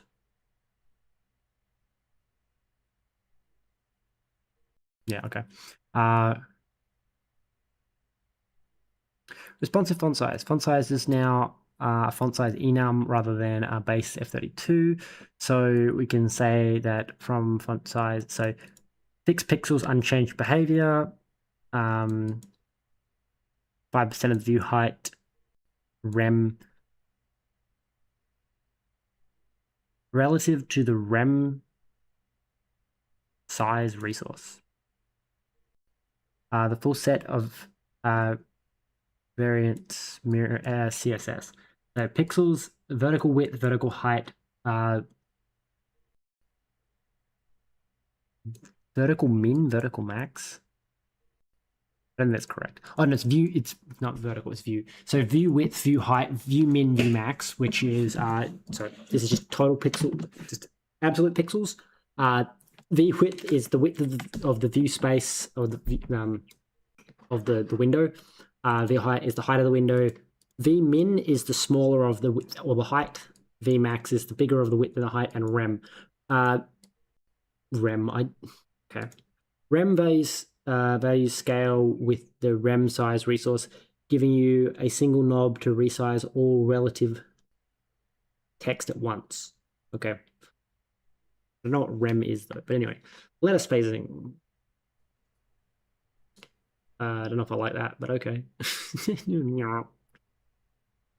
Okay. So new letter spacing component controls the spacing between characters. While all these features would have been possible in Cosmic Text, we've chosen to migrate to Pali during this cycle. Both are solid modern choices, but we found Pali had meaningfully better documentation and was somewhat nicer to use. Okay, that's cool. Let's put another marker in because we've got to the end of the like rendering text stuff.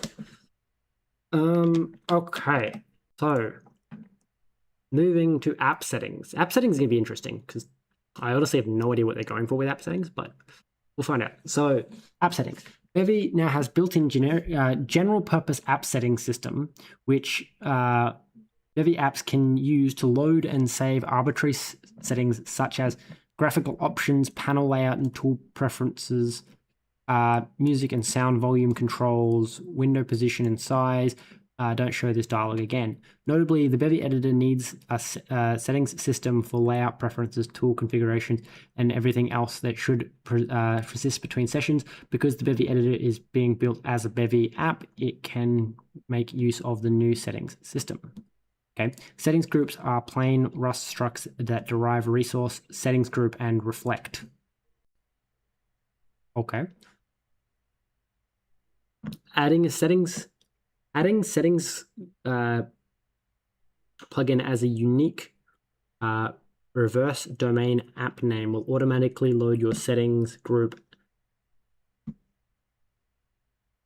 on startup and insert them as resources. Okay. com.example.mygame. You can then read them like any other resource. Okay, so you look audio settings. Okay, settings can then be saved via the save setting deferred and save setting sync commands. See settings.rs example for a complete walkthrough.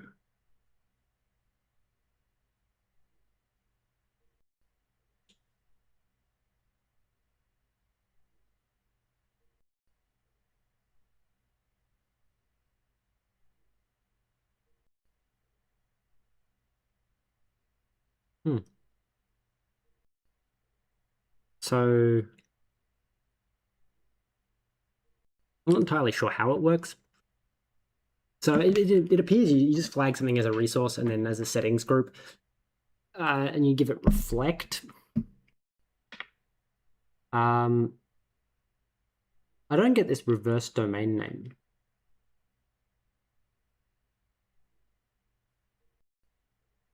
Not entirely sure how that's supposed to work.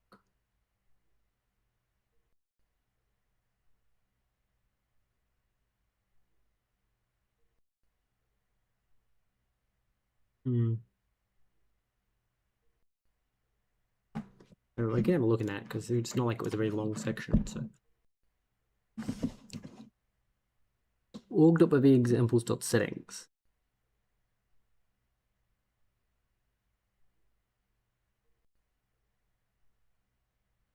Yeah, but like, where does it load them from?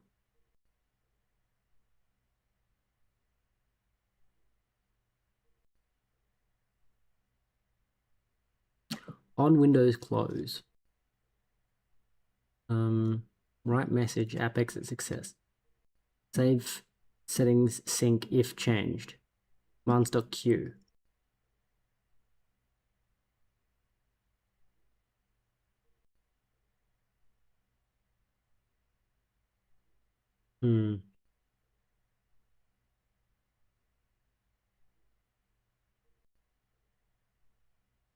change count?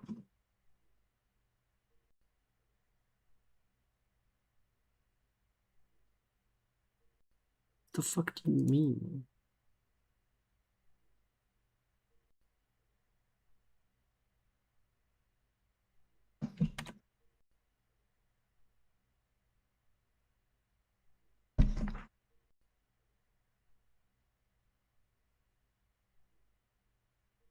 App name.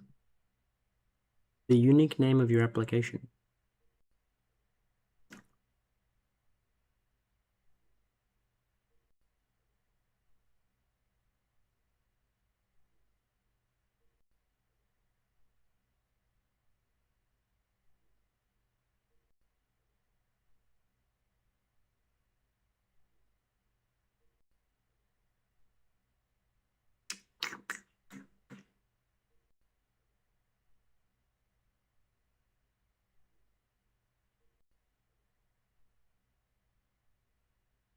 So I think that reverse domain name thing is literally just like you can put literally anything there, because I think that's just how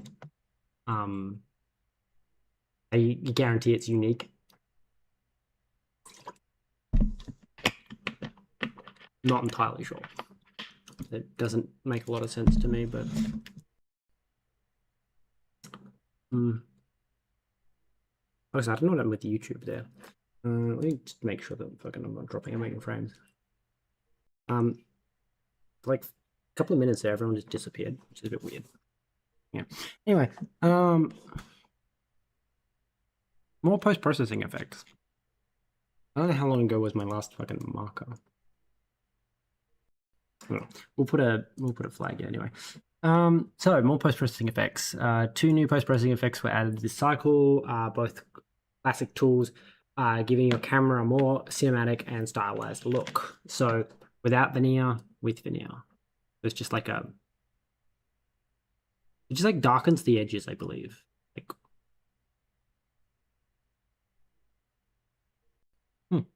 I mean, oh. Vignette reduces image brightness towards the peripherals of the frame, drawing the viewer's eye to the center. Yep, okay, that's easier.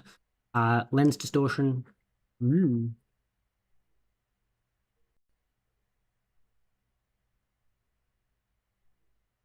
Now, it clearly has some issues with the fact that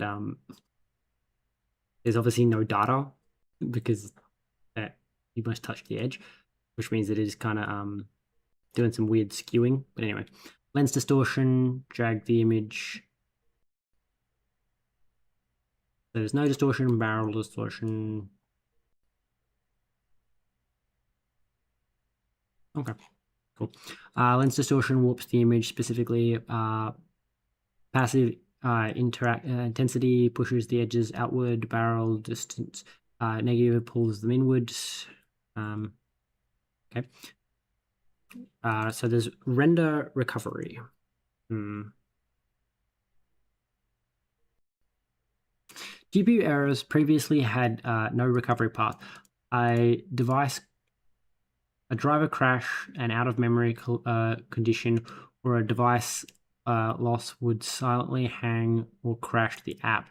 This was particularly frustrating in long-lived applications like art installations or on devices with frequent failures such as VR headsets. Bevy now surfaces these as typed errors and lets you decide whether what to do with these errors.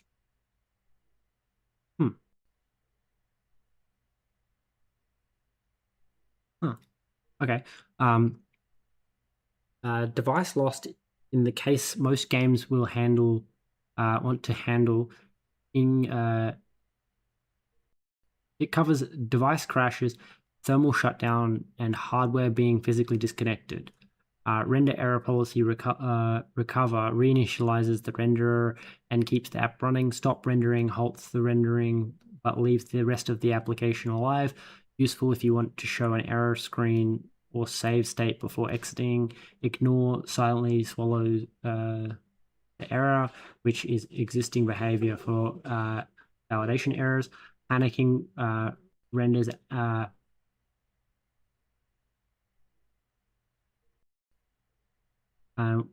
indicate bugs, which indicate bugs. Okay. Be sure to test your error recovery carefully in your game. We've seen hardware-specific cases of flickering during repeated failures, such as might be caused by an out-of-memory problem, which are a serious accessibility risk for people with photosensitivity. While we're looking to solve the problem for good in later releases, we're currently opted out for a conservative default. If you don't configure their behavior, is simply similar to but not identical to before. Vulkan validation errors are ignored. Everything else sends an app exit event to gracefully shut down. Okay. So this is another section that I think is going to be like a really cool like concept. Is they're saying that they've changed the render graph to being systems. So instead of having like the render graph as its own like struct that you have to pull out, like it's a resource in the render world, the render graph is now schedules, and the schedules are in the render world. So you can like queue and like order things and everything just as systems, which means you don't have to do this whole like song and dance about connecting different lines and nodes and stuff like that. So it's Bevy's render graph architecture has been replaced with ECS schedules. Render parsers are now regular systems that run in schedules such as core 3D, core 2D, which are executed on the render world. The old render graph was originally designed when the old render graph was originally designed when Bevy ECS was less mature. In order to add custom rendering functionality, we required users to implement traits like node and derive a render label and use a targeted API for ordering the rendering work relative to the other tasks. This required a lot of boilerplate. So what you used to have to do is you go, hey, this is my custom render node, this implements node. When you run, you get access to yourself immutably. You get immutable access to the context.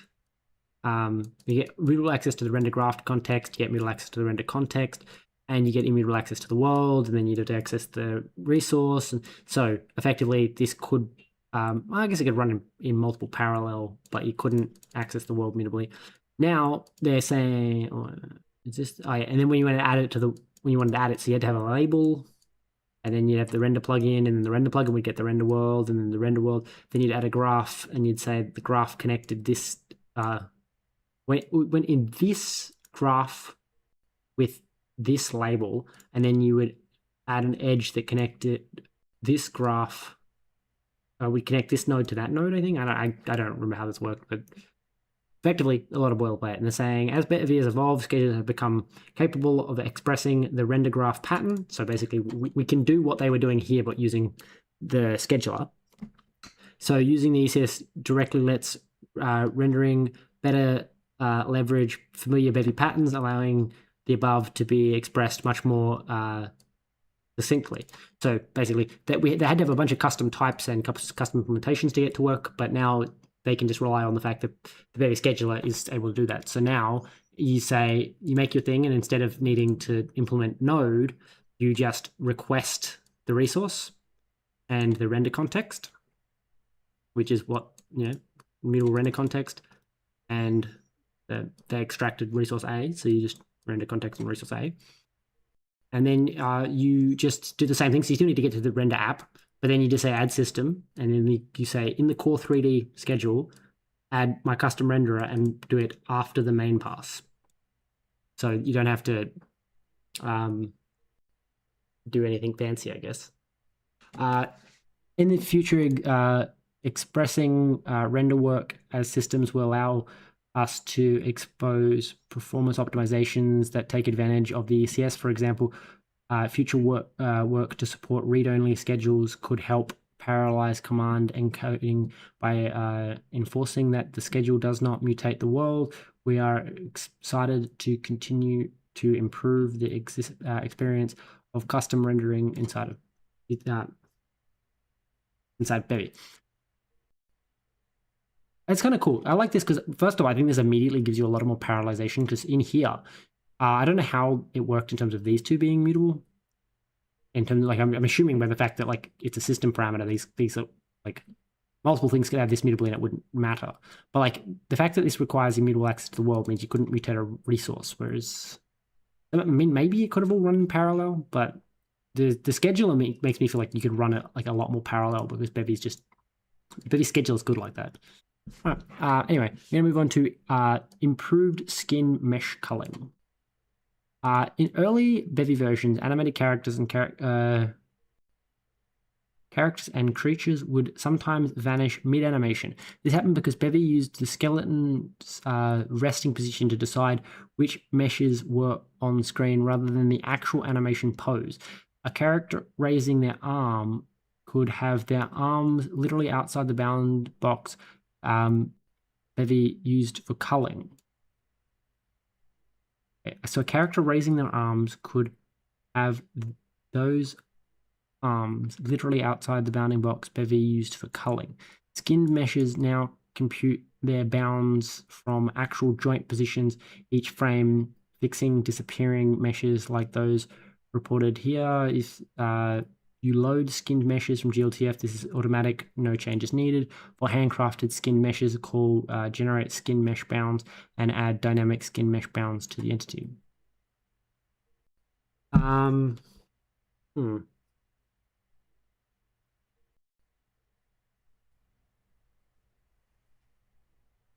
Okay. Not entirely sure what they would go. I assume that they've got this kind of backwards. Just like how they're phrasing it. A character raising their arms could have those arms literally outside the bounding box Bevy used for culling. But it's like, then that wouldn't be a problem because you shouldn't cull it because part of it was off screen. I think they mean the other way, is that you could have the character entirely off the screen, and if they raise their arms would be on screen, but because their arms aren't normally on screen, they'd get culled.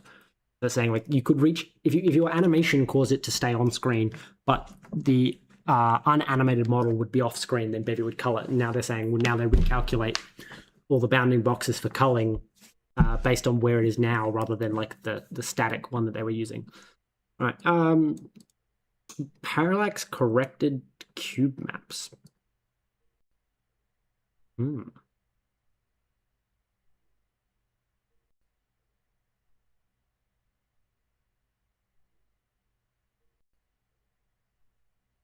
Not entirely sure what the fuck's going on. Looks like it's got some kind of reflection. Bevy previously rendered cube map reflections as though the environment was infinitely far away. For outside scenes, this was fine, but for room scenes and dense environments, the results looked wrong. Reflections didn't line up with the actual geometry.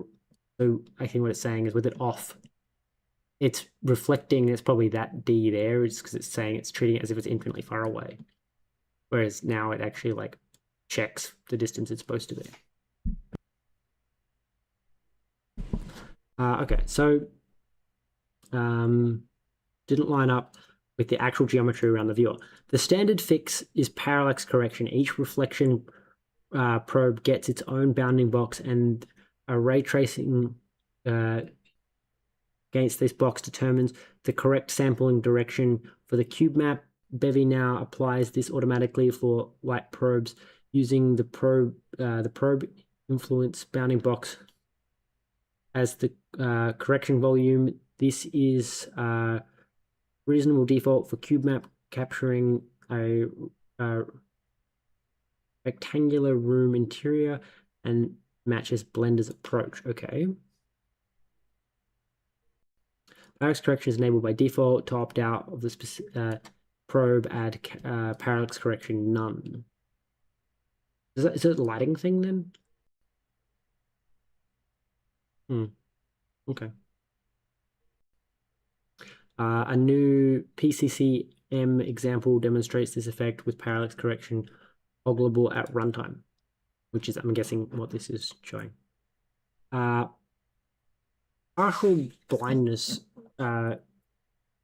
partial bindless and reduced bind group overhead. Bindless rendering is how modern games handle scenes with many different materials effectively. Shaders index into shared pools for textures and buffers rather than rebinding them every draw call. WGPU backend for Metal Apple GPU API has parallel partial bindless support. It currently only permits texture binding arrays, but no buffer binding arrays. Historically, Bevy required support for both features before it would use bindless, which excluded metal entirely, even for materials that never use buffered arrays. Most materials, including standard material, do not need buffered array support. To ensure these materials take the fast path, Bevy now checks the actual need for each material. If you only need texture arrays, your material can be rendered effectively across Bevy's desktop platforms. If you use uniform bind array, expect performance degradation on metal. Okay. We've also fixed two important correctness bugs in the process. We discovered that the sampler limit checks were testing the wrong metric. Maximum samplers per shader stage counts binding slots, but the relevant limit is maximum binding array samples elements per shader stage. The array element count a mismatch that could incorrectly disable bindless. Okay, Bevy now also skips creating bindless array slots, resource types of a material it doesn't use, staying within metals hard.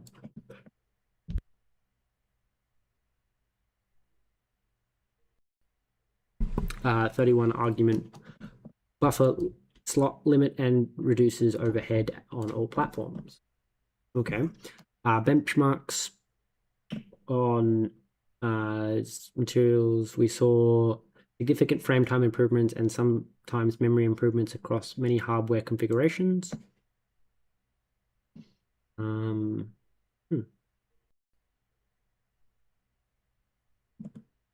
Now the NVIDIA really fucking shot up.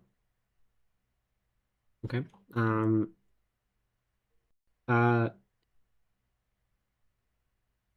Bistro is a demanding, fairly realistic scene, while bindless limitations remain frustrating, especially on Mac where Vulkan isn't an option. It's lovely to see these performance gains and to know that Bevy itself is no longer artificially holding our users back. Okay. Okay, let's go. Little marker there. Diagnostics overlay. This is another one of the ones that I was like, when I was skipping it through off stream, I looked at this and went, oh, this seems like it would be kind of cool. So this is that Bevy's got like a built-in diagnostic tools, and now they've built like a way to render them to the screen without having to like just print shit to the console and without having to write your own custom thing up to be able to render them. So you can say Bevy Diagnostics as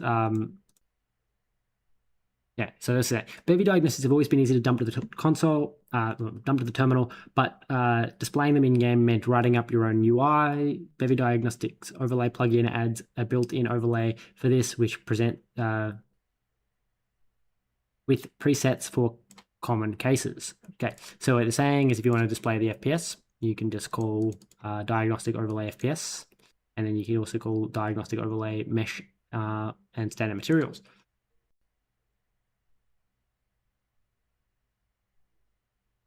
Mm-hmm.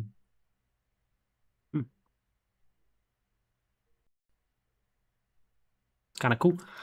So you can also build a custom overlay for any diagnostic path list. So you can say that like new diagnostics. So I'm assuming that's what's in this text, and then the vector and this my diagnostics count dot into. By default, the overlay shows the smooth moving average. You can switch to the latest value or the raw moving average via this and configure the floating point precision with the precision. So you can say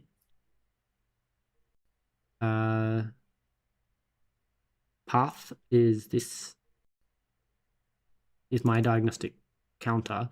Statistic is diagnostic overlay statistics value, precision is 4. So I'm assuming 4 being like 4 decimal places. But I'm not entirely sure what the precision of 4 would be. Okay, contiguous query access. SIMD is a critical tool for performance optimization, but using it in Bevy has always been harder than it needs to be. Table comparisons in Bevy are rarely laid out flat in memory. All transform components are stored as values in a contiguous table, explicitly exactly what SIMD wants. The query iterator just wasn't expecting that structure. I just wasn't exposing that structure. It handed you one entity component at a time, and the compiler had no way of knowing the underlying data was a continuous array. To contiguous iter and contiguous iter mute hands you the whole table slice at once. LLVM can see the contiguous array and auto-vectorize, or you can reach for explicit SIMD yourself.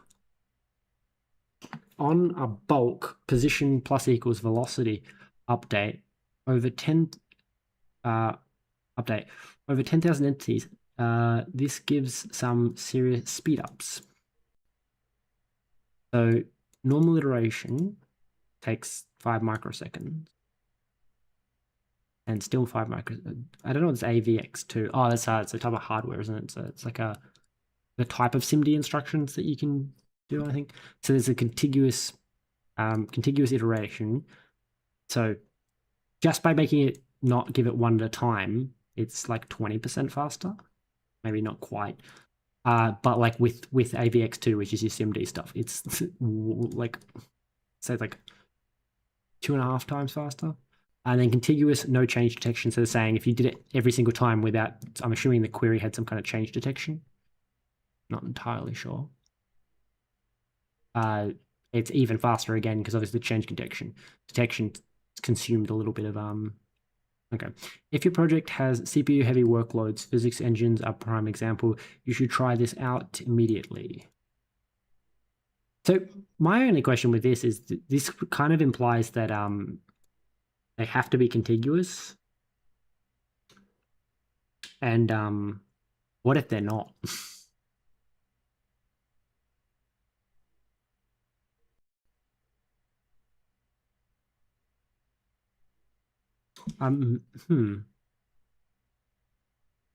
So the contiguous iter family of methods only returns okay if the query is dense. This means all of the fetched components must use the default table storage strategy. Okay, yeah, well that makes sense. The query filter cannot disrupt the returned query data. Archetypical filters like with T and without T are fine. Changed T and added T are not, since they require a per entity check that makes it impossible to return a raw table slice. So I guess that does kind of make sense. Not really. Because what I was thinking is like the with T and without T is saying like that like archetype filters the archetypes. So you're effectively saying all the archetypes with this and all the archetypes without this, but that would imply that each archetype must have its own vector of all of the components or all of the entities, and then they'd have to be dense. Because otherwise what I'm thinking is it's probably doing a lot of excess work applying mutations to things that don't even have that component. I guess it can't be the archetype. I'm thinking, I don't know how this works because in my head, like the table of all transforms has holes in it for any entity that doesn't have a transform. But how does it keep it contiguous if there's an empty thing? My assumption is it doesn't have a transform. That's how it does it. Is it goes, hey, it doesn't have a transform, but this is saying that like as long as you filter it on an archetype level, archetype, like maybe I just don't know how the entity actually looks up into the table, because my thinking is if it's you can archetype filter it, it kind of implies that like you could give it the entire slice from the archetype because you know the entire archetype has to have that component. Because these components are fixed properties of a query type, you're safe to unwrap here unless you are writing generic code and working with dynamic components.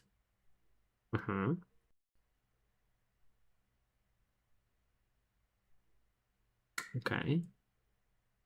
You may have noticed that the table above has 3 rows.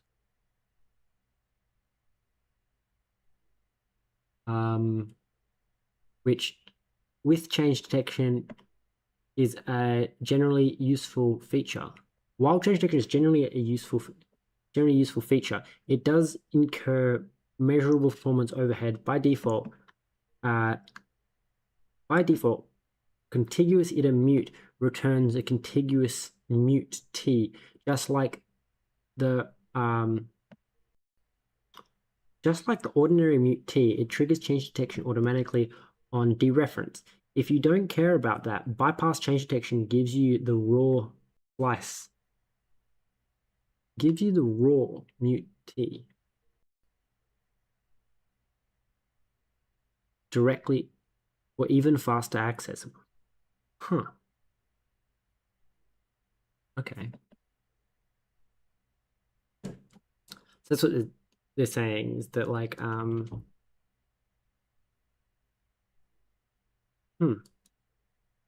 that's cool.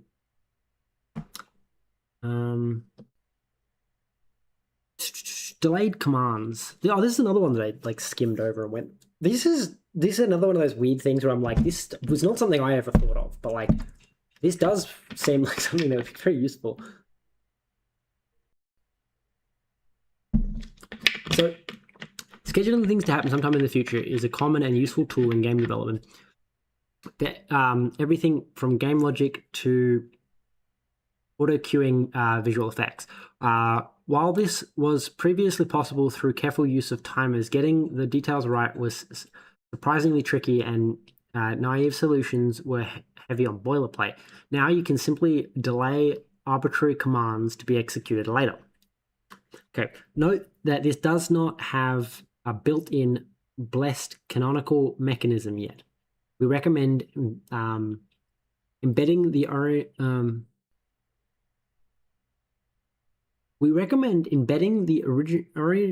originating entity into the command if you want to cancel this action if that entity dies or is despawned. So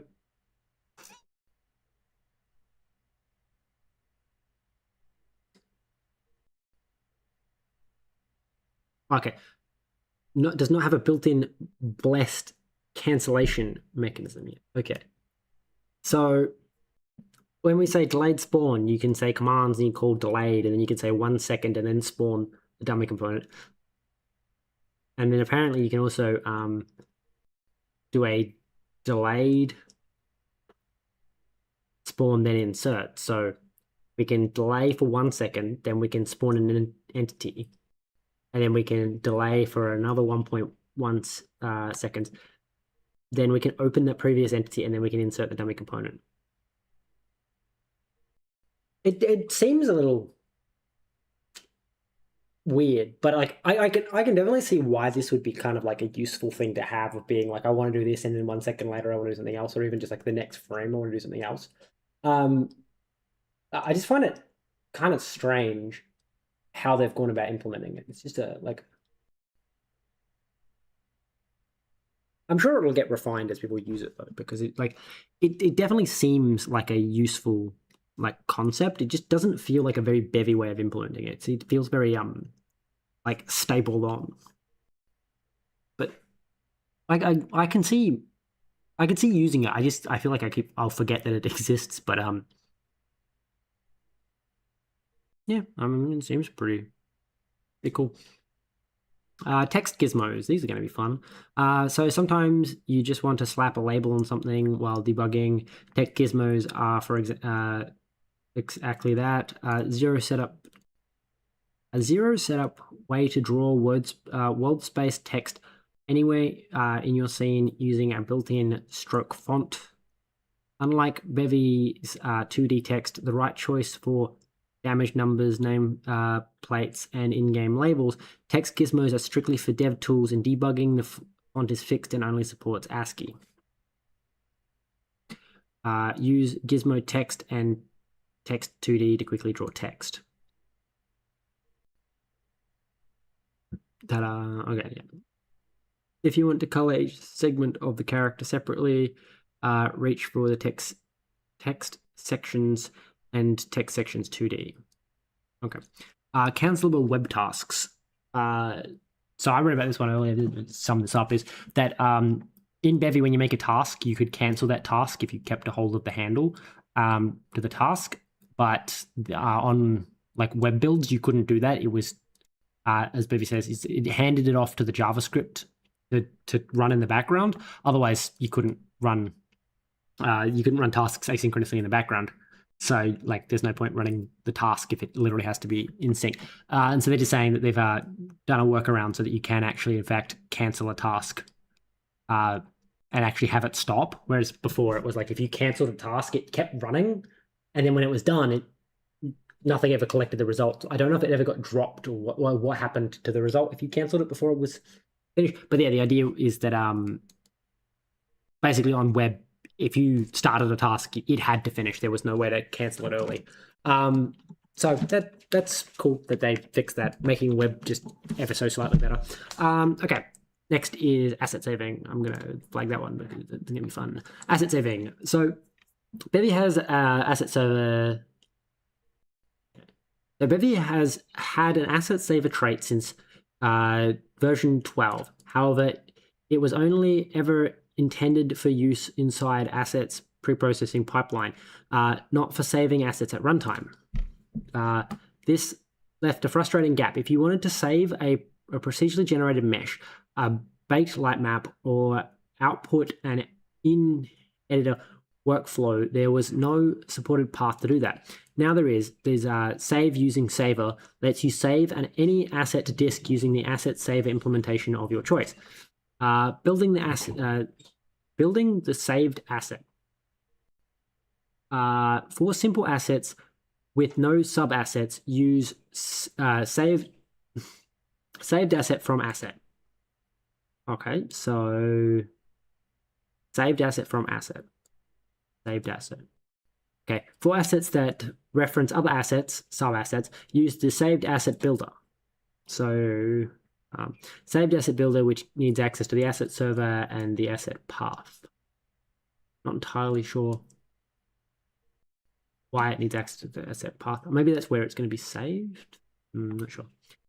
So then we say, because you just pass in a handle. Nope, you just pass in the entire asset. You're not even a handle. You just save the asset. You spit something out. Anyway. Sub asset 1, sub asset 2, handle 1. So we add labeled asset with handle, and then we add labeled asset with new handle. Another one. So I'm assuming this is the handle that we're adding, and then saved asset from asset, and then we say let main asset equal this, which is handle 1, handle 2. So this obviously spits out the handles. And then we can say saved asset equals builder.build. Okay. Saved asset borrows rather than owning its assets. This means you can build and save the same async block in the same async block. No need to transfer ownership first. Okay. Calling save using saver. Save using saver.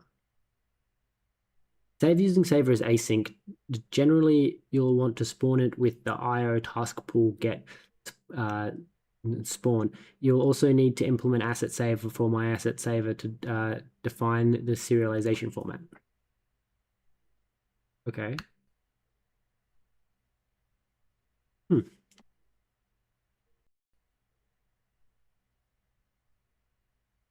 My asset saver default. Okay. Interesting. Okay, we're up to resources as components. So resources as components has always been okay. Resources and components have always been separate concepts in Bevy's ECS. While the simple res time sugar is nice, the only real distinction is cardinality. A resource is a component of which at most one exists at any time.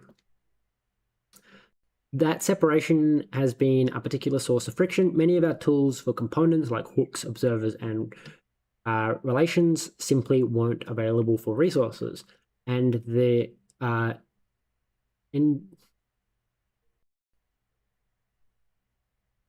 engine carried a significant amount of duplicate internal mechanisms to keep the two mechanisms in sync. Okay, and the engine carried a significant amount of duplicate internal machinery to keep the two mechanisms in sync. In Bevy 0.19, resources are now stored as components on singleton entities, unifying our internal. Okay. In Bevy 0.19, resources are now stored as components on singleton entities, unifying our internals and giving resources more capabilities. You can now simplify networking and dev tool code by assuming that entities and components are the only form of data you need to worry about. There are no more resources. It's entities and components because resources are just unique components. Queries over both resources and components to support flexible usage patterns. I'm not entirely sure how this is going to work because that implies that you can have a resource that's not the canonical resource, because to query a component, it means that you can get the one that is component and the one that's not the component. But anyway, queries over both resources and components. Okay, add relationship pointers to and from resources, which is like so nice. That's what I'm hoping to use on the snake game. If that's what wins the vote, is to like have the segments of the snake be pointed to inside of the fucking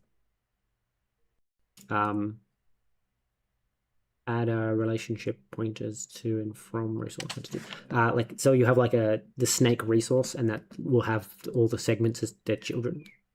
Anyway, add additional components to your resource entities.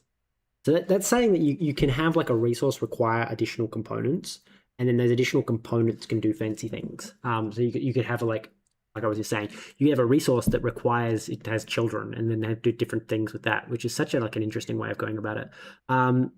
We can add lifecycle observers. So when a resource is inserted or removed, they can trigger lifestyle hooks now.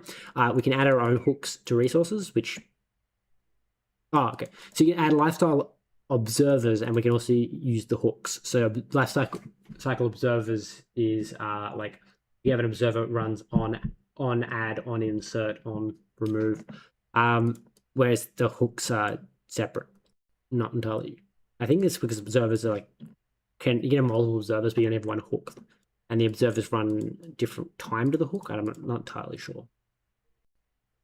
You can also mark resources as immutable, which is cool. So I think that's the big reason why they're saying is like they're making this change, is that like there are a bunch of things that they added to components that resources didn't get, and I think it's because this has been in the works for a very long time, from what I remember.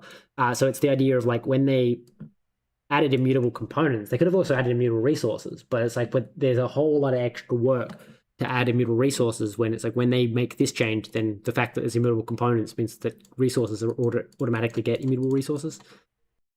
But that's such a cool like concept. It's not the way I would have thought of doing it, which is that each resource gets its own entity.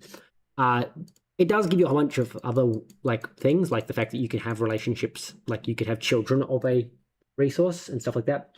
But I would have thought that you would make like the canonical entity 0 or something, or like the entity resource, and like canonically specify that this entity is always the resource entity. But apparently they're trying to make everything components. Like because I was talking to the person that did the big bit of this work, and they were saying that they're trying to make the component descriptions also components. So theoretically, you could change the descriptor at runtime by modifying the component.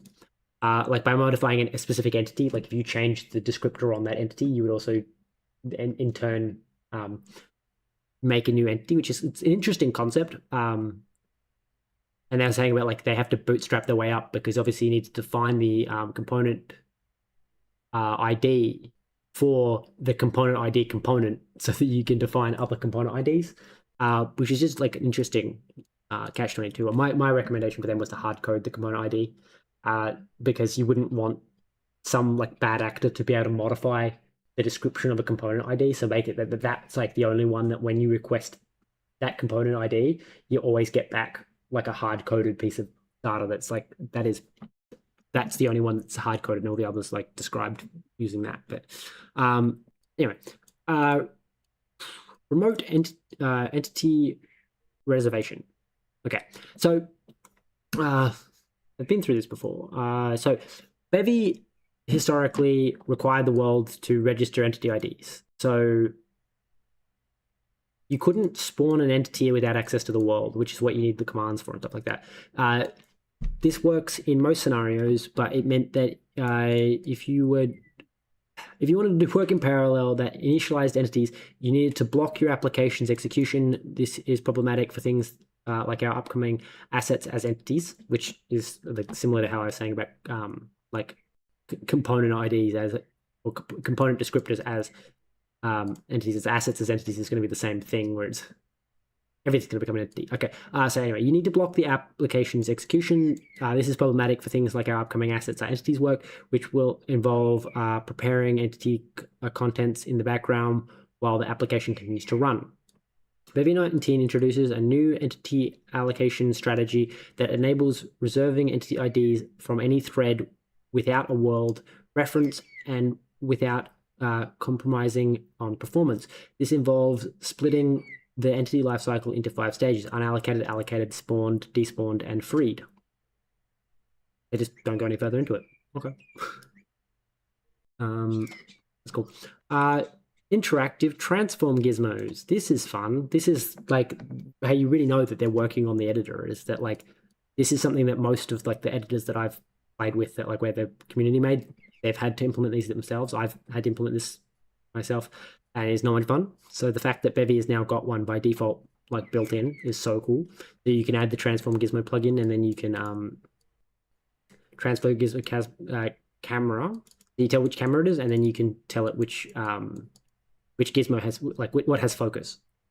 So transform gizmos click and drag handle for transforms, rotations, and scaling of objects in the 3D viewport. It's one of the first things anyone reaches for when building a level editor. Bevy now has one built in for your use today and our use in the future.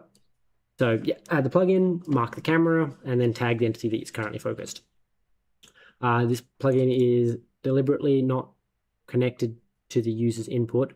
This keeps the gizmo composable for editor authors who already have options about input handling. Sensitivity, snapping, and screen space scaling are all configurable via the gizmo settings, which while models are controlled via the mode. Oh, well, modes are controlled by the mode. Yeah, okay. Mode resource, okay.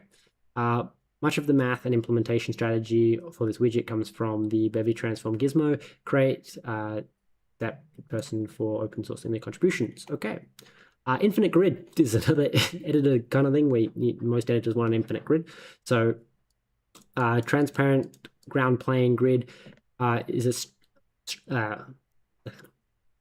transparent ground plane grid. Apparently, I have lost the ability to read. A transparent. Okay, apparently I'm not supposed to read this.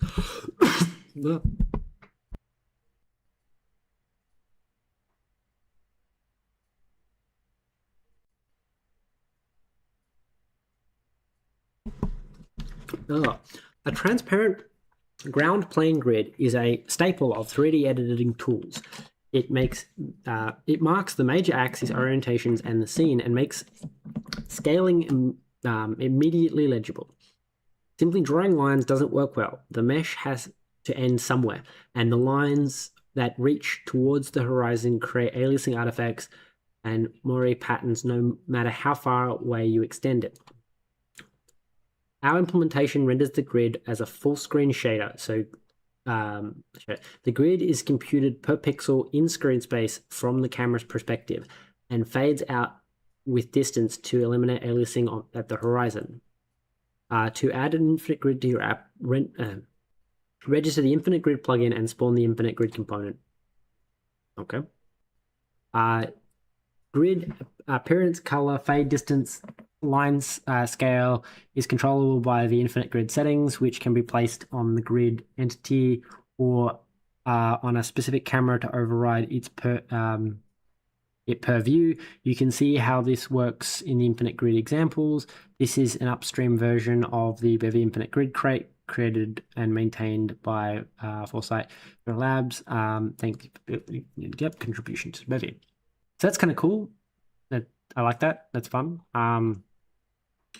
So there's a white furnace test that apparently used to fail, but now it passes. So this, rather than just reading the whole thing, because I've actually read through this one, is basically saying that when you do PBR rendering, which is physics-based rendering, or physically-based rendering, there's a test you can do, which is to spawn a bunch of balls that I believe that is white inside of a room that is also just white.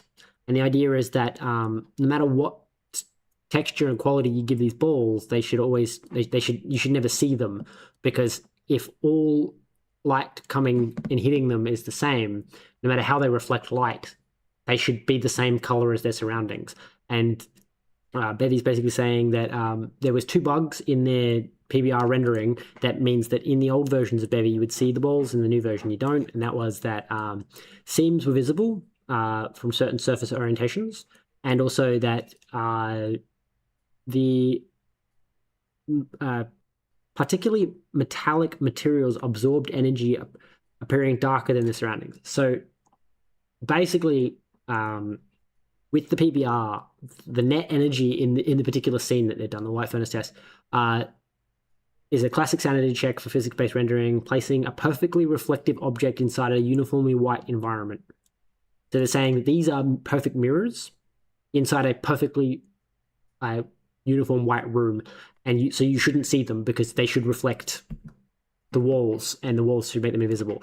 But the fact that we can see them implies that there's a bug somewhere where energy is being either destroyed or created, and because they're darker than the gray, it means it's destroying energy somehow. Like they're not actually reflecting perfectly. And then so they fixed that. So that's cool. This is a change that came from one of my suggestions, I believe. I'm pretty sure this was something that I said, like, hey, is this something we can do? Which is run conditions on observers. Let's put a marker in. Run conditions on observers. So basically, I don't know the last update or the update before, probably the update before 3.0.17, because I didn't do very much on 0.18 in terms of like talking about the actual update itself. I was fucking around with the new observer stuff that they'd added that like let you write custom observers, and I basically came to the conclusion that there was no way to tell an observer not to like run on a specific like case. Like I don't know if they necessarily added the particular functionality I was going for, mostly because as I like was writing up the PR, I kind of went, this makes like very little sense, because I'm effectively saying that I should be treating these as 2 different enums, but I'm going to say that they're one enum for convenience, and I would like these observers to check to see which enum they are. But effectively, I wrote up a PR and said, hey, like, can we add run conditions to observers? Because it'd be cool to be able to say, hey, I want this observer to only run while I'm in a specific state. And that's what they did, is they expanded run conditions. Run conditions are convenient, reusable patterns for skipping systems for certain conditions, when certain conditions are met. And then previously run conditions only worked for ordinary systems. Observers couldn't use them. Now they can. And that's effectively how it works. So you can just say like, on damage, and then be like run if in game state not paused. So the idea is that the observer you can't take damage while the game is paused. Or, like in this particular example, run if resource exists. this would stop the game from crashing if you hadn't done something like spawn a specific resource in, because the observer wouldn't try and request it. So that's always fun. So we're going to say on to the next thing and say serializing and deserializing asset handles. Asset handles can now be round trip serialized during asset handles can now be round tripped successfully during serialization and deserialization. This is particularly important for world assets, and world assets being assets like you didn't load it from a file, you actually like created it at runtime. The serialization format written through dynamic world serialized, previously called scenes. This wasn't a matter of just slapping on some derives, because handles aren't raw data, they are a pointer to the actual loaded asset. As a result, there was no clear way to either persist or reconstruct one. Yeah, so basically what they're saying is, because the when you load it using the asset server, like the handle actually does contain the path that it was loaded from, so theoretically you could, like, just save the path and then reload the path. But when it's a world asset, it just gets an ID. It doesn't actually have a path. So what they're saying is you couldn't just serialize the ID and then deserialize the ID, because there's no way of knowing what the ID was, and you can't just serialize the asset either, because there's no way that when you deserialize it, you would get the same ID back, because the ID is sequential. It's literally like you'll serialize it when it's the first entity you made, it was the ID 1. When the next one's ID 2, the next one's ID 3. But then like when you deserialize it, there's no way to know it was ID 3 that you had serialized originally. As a result, there was no clear way to either persist or recover one, reconstruct one. The new handle serialized processor and handle deserializer processor solves this by storing the handle's identifying information, its asset path, on serialization, then reloading the asset from that path on deserialization, then passing the typed reflect serialize with processor and type reflect deserialize with processor if you need the same behavior in your own serialized pipeline. What? Okay. So isn't that just that's how I would have thought you'd do it anyway, but that doesn't help with world assets. That only works solves this by storing the asset's identifying information, its asset path, but that only works if it has an asset path. Anyway, caveats. For this to work, your asset needs to be correctly reflected. If your asset looks like this, asset path, change it to asset reflect. Asset.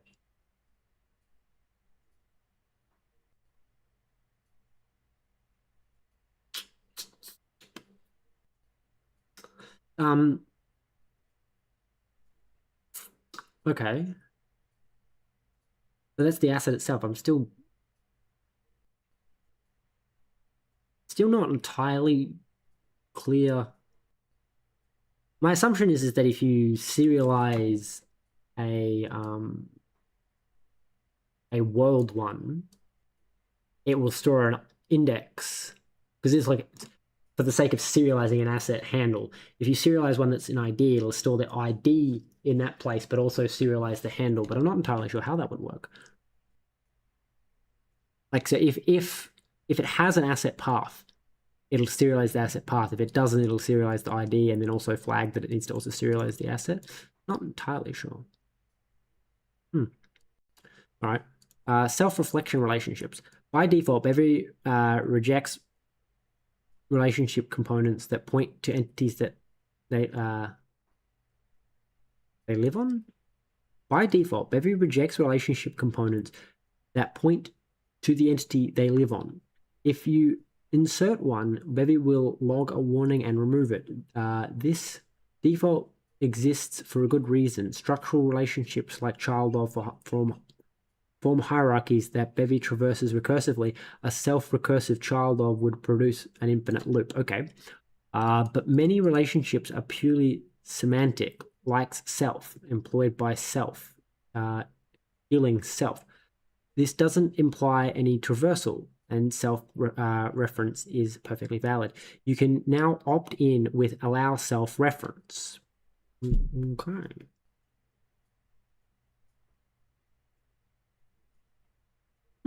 That's cool. With the attribute set, inserting a self-reference relationship accepted without a warning. Okay. Accessibility label component. The accessibility label component allows the ally crate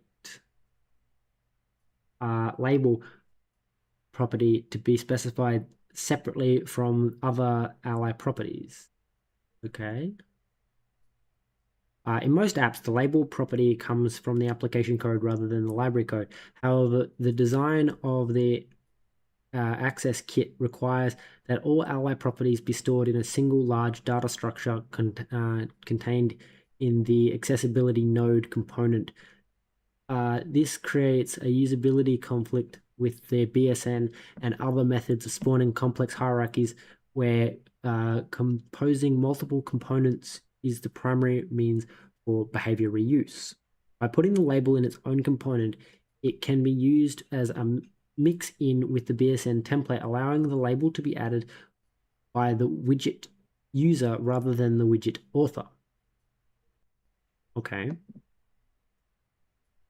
Internally, the user this uses component hooks to sync the accessibility node properties with the payload of the accessibility label component, satisfying the need of access kit. Huh. So this is just saying that like when you use the Bevy accessibility, like they've the accessibility label is redundant in that it's never actually used by the access kit. It's just there so that when you make a widget, the user of the crate, like the user of the widget, can specify the label, and then Bevy will retroactively stick it where it's supposed to be. So they just split it off as a little bit of an extra redundant thing, just so that they can do that. That's kind of cool.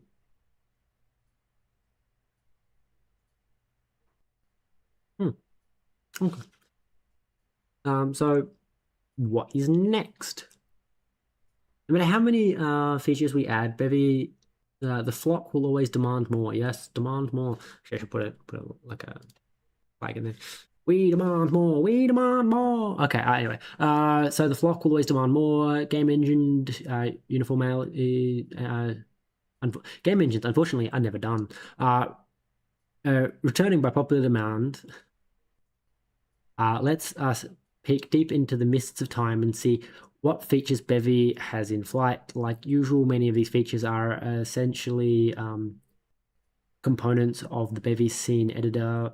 Even if they are not the editor itself, they allow us to ship useful bits and pieces in incrementally and polish them while we put it all together. So there's the .bsn format.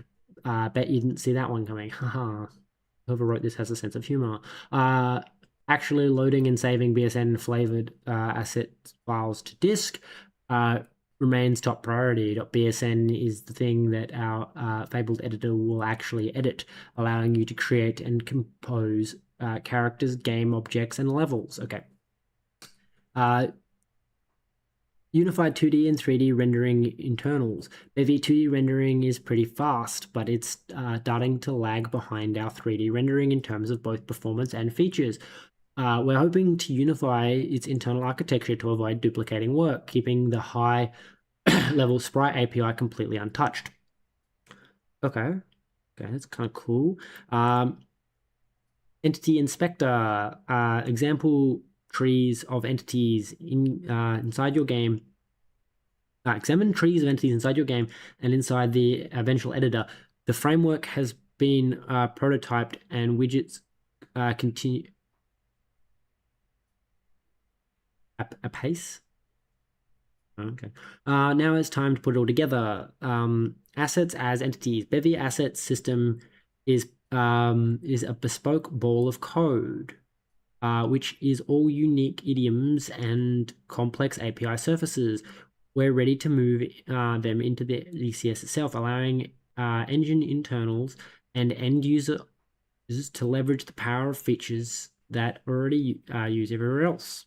I'm super excited to see where that goes because assets as entities, I feel like would massively improve my UI system because it would let me like not have to pass around like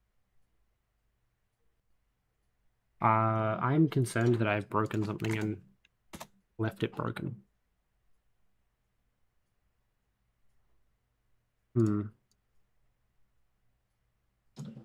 EQI inspector came back, so it can't be too broken. Because I'm wondering.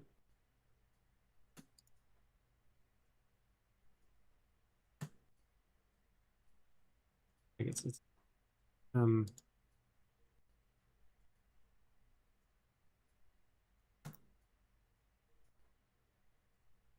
well, I've commented out entirely now.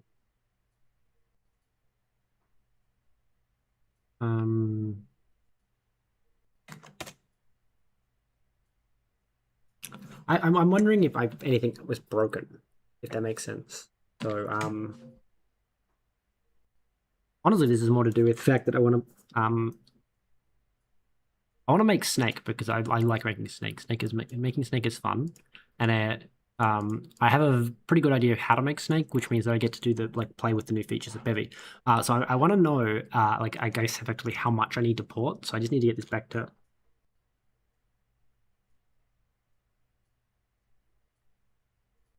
I don't know what I broke.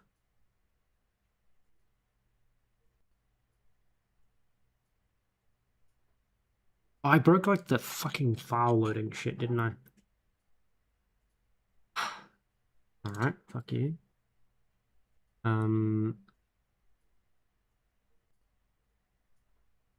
So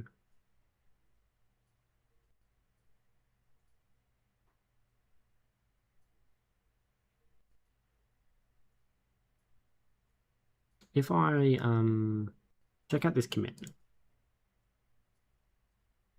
and then said try running that. Matt, why don't you like what I'm doing? I'm assuming it's the same thing where I've commented out like this. Okay, so we have to go like forward a version. All right, let's go back to master.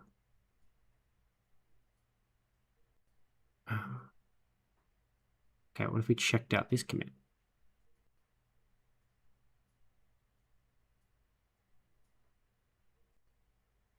Just need to get to any version that'll compile, because I have a suspicion.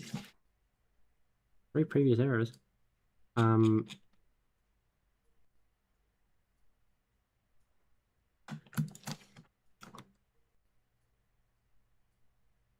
damn it! It's all still doing the same thing, isn't it? Fine. Don't extract any components. And we just. As long as no items rely on components. Because you're the only one that has icon. And I don't think anything actually loads you. There we go. Okay, so it's back to working. So then we'll just bump the Bevy version and see if it still works. I guess if I'm gonna bump the Bevy version, I may as well go like rust up update. Now while we're waiting for that to run, I guess because it's going to take 4 or 5 minutes for it to recompile all of the other stuff, like to recompile Bevy and all that, which means that I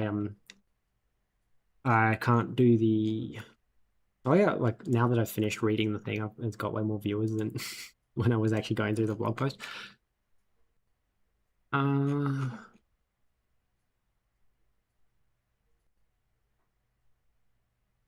See, I'm thinking that there's like a.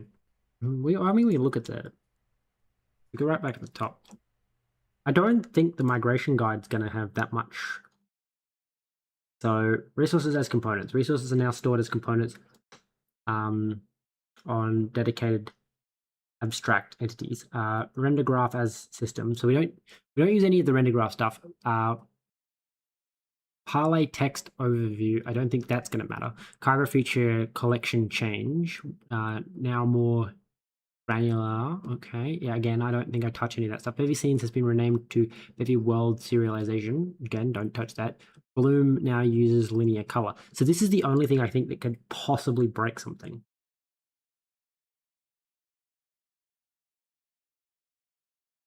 So, okay.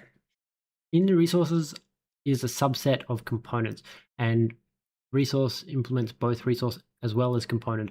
This means that it is no longer possible to doubly derive both component and resource. Types can no longer meaningfully be used as both resources and components. This was deliberate choice, ensuring that resources always ensure uniqueness regardless of how the type is used. Fuck you. Instead, now inserting a new copy of any type which implements resource, even as a component, will despawn every other copy of that component and on other entities. Similarly, data of type T stored on a resource will show up in a query for e.g. T, leading to confusing new bugs.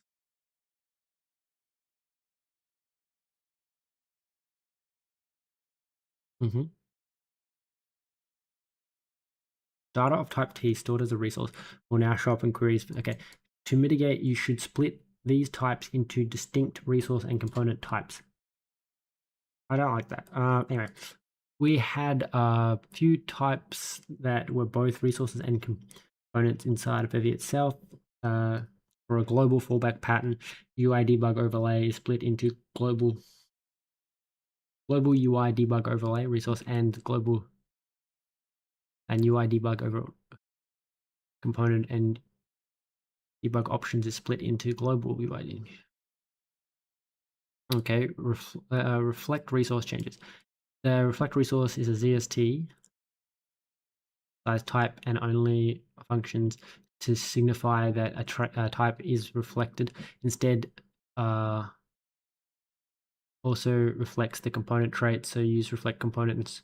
Instead, this is likely to show up in code that uses reflection, like Bevy remote protocol and Bevy world serialization, broad queries, and system conflicts. Now that resources are components, they can be queried using broad queries.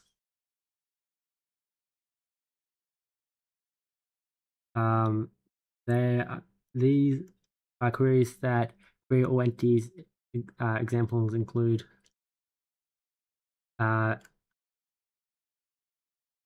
these should rarely come up in real games, but if they do, you might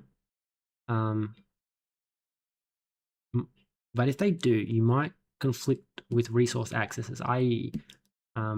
query entity mute some resource res my resource. Error, entity conflicts with some resource. Okay, to fix this, you can narrow down the query with either the without my resource or without is resource. So, the is resource marker is attached to all resource entities, so it always filters them out. The same is true for non-send data.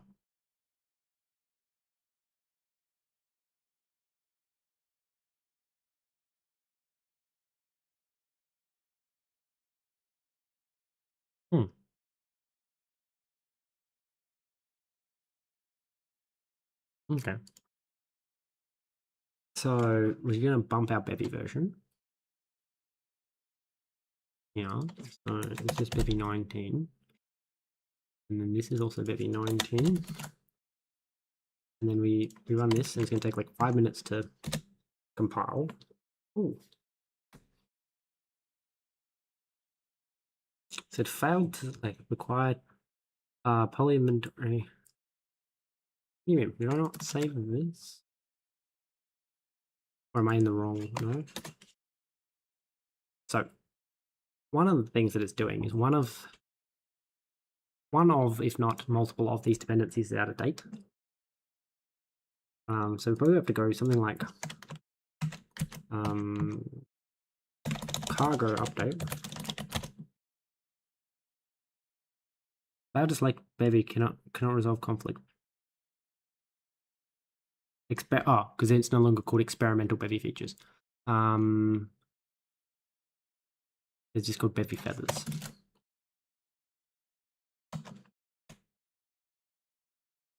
Because my concern here is that I'm using the Bevy inspector. Okay, I don't know if this is up to date yet.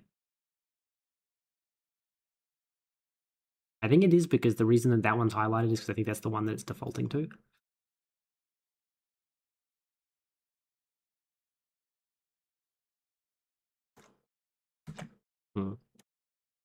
Let's run this.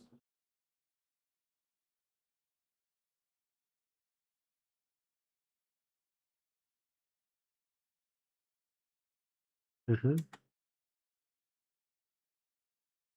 going to take a while, but in theory we can come up to this one and do the same thing. Because I suspect that, like, I think one thing, which is the map, uses both. But I'm saying, like, outside of the map, I don't think that it's going to run into a conflict. And therefore, porting the two, like, both these will be considered ported, and then I'm going to have my, like, arrow break and we'll make snake.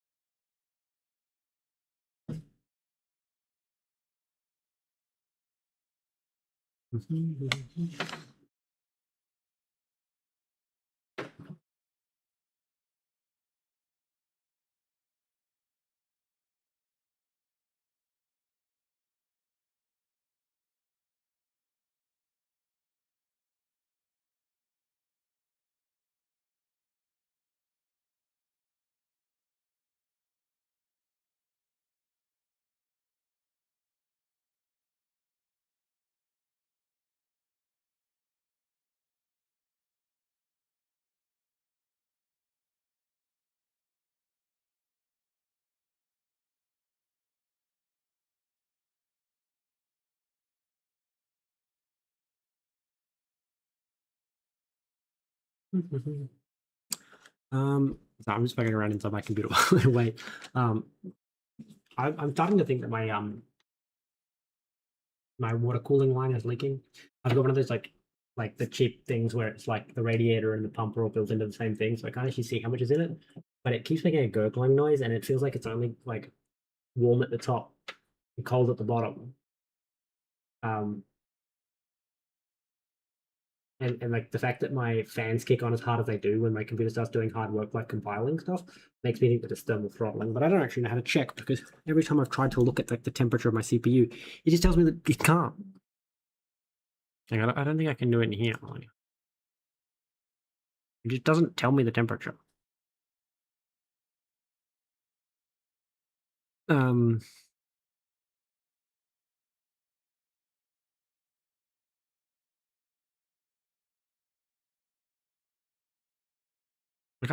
It can't be too thermally throttling because it's still at, but it should be getting up to like 5 gigahertz, which means it is thermal throttling.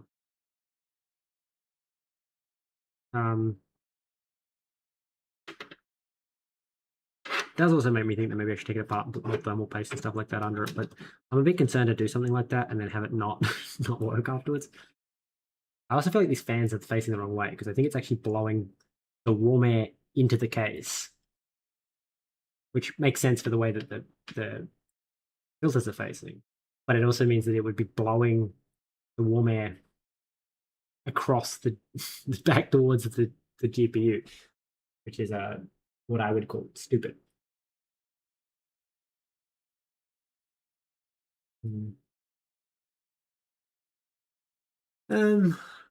Come on.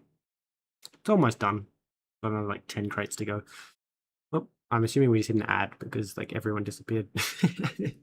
0 concurrent viewers. As I mess around inside my computer case. I also feel like if I flipped it upside down, it would work better because the issue at the moment is I would think that internally it's all wired together in that like it's not just dumping water into the top of the radiator and then pulling the liquid out as it goes over. But like the fact that it's so warm at the top and so cool at the bottom makes me feel like if I flipped it upside down, then the warm liquid would try and rise and therefore it would use more of the radiator. But I actually don't know if that's how it works because I would have to assume that it's a closed loop as in it goes in from one, goes down and back up and out the other, but it's warm on both sides. Makes me think that it can't be doing that because if it was doing that, then you would think that I'm effectively heating the liquid as it goes back out,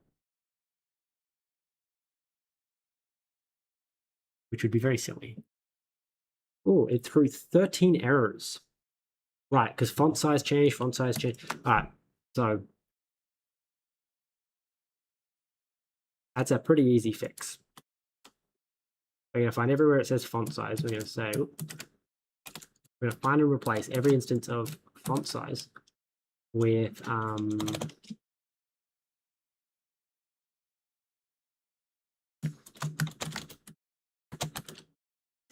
font size pixels 20.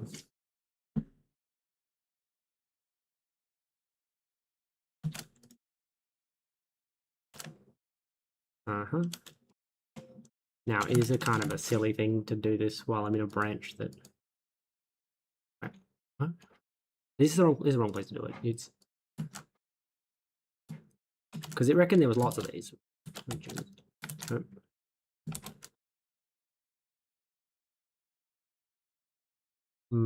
Okay. Okay. Replace all instances of font size with font size. I don't know how to do the regular expression to make it capture, but anyway. Can we replace in all those places? I click that one. And then we go back over here and we go, okay, so you're going to have like a half dozen example things. Okay, you're telling me that your proc macros can't fire? Fine. We want to find the rest of... We want to find all the places that we just did this. We want to go, hey, don't... We go to each of these places and just really quick.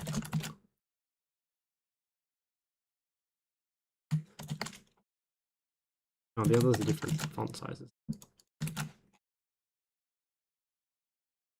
I guess we can fix the one that's commented out. What is tooltips complaining about? No method get for query. Not a component.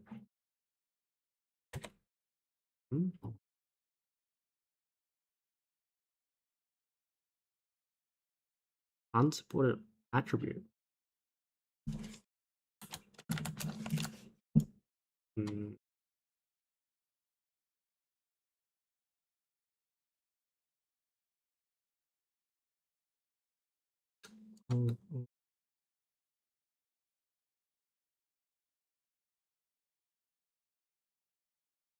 What are you talking about?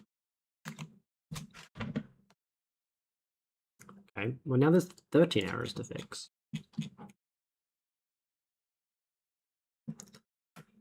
Insert. Okay, so that's saying that that's not a... So almost every single one of them boils down to, for some reason, in inventory...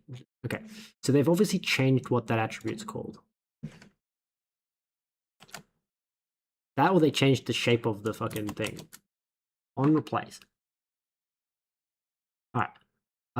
Life cycle event changes. Replace has been renamed to discard.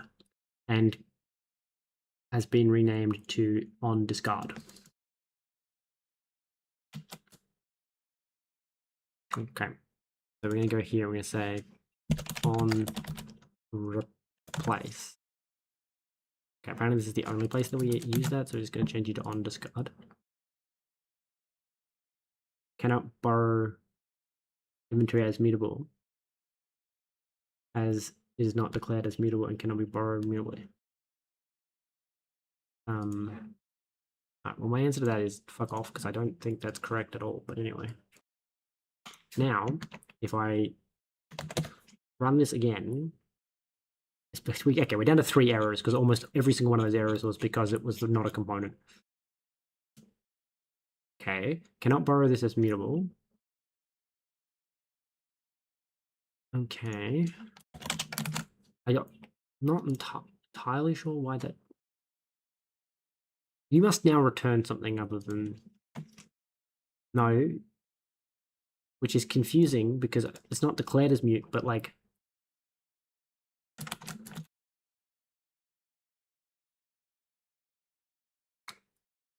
you're not detecting that. But that's very much incorrect. Anyway.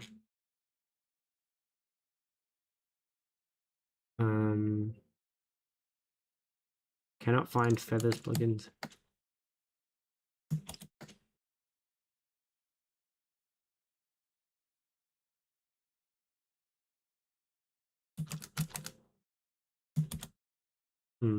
Okay, feathers core plugin. But there's only one error remaining now.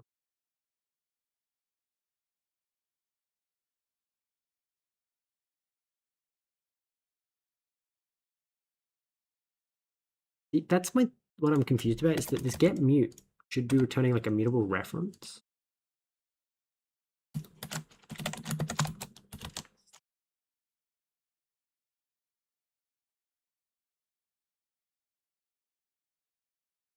No, it returns an asset mute. Okay.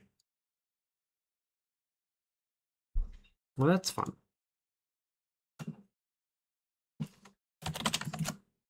Well, that probably fixes the issue I was having before where when I borrowed it. I don't know why it's yelling at me about proc macros. I think I have to like restart my editor, but anyway.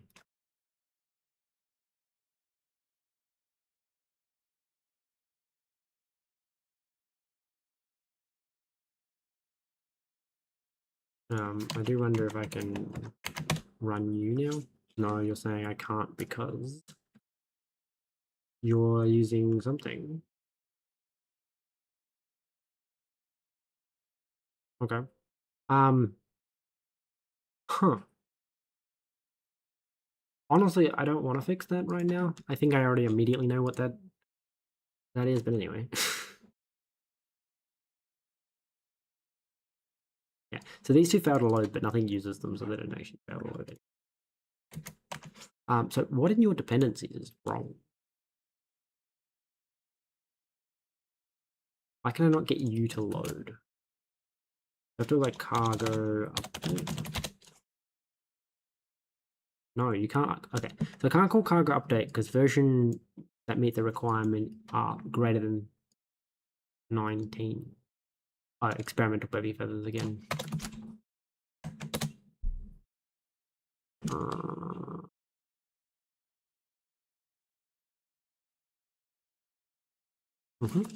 Okay, if I just run this, it should make everything run and compile, and then we're going to spend another fucking 5 minutes here compiling this. But theoretically, the only thing that's going to be wrong is that my map in here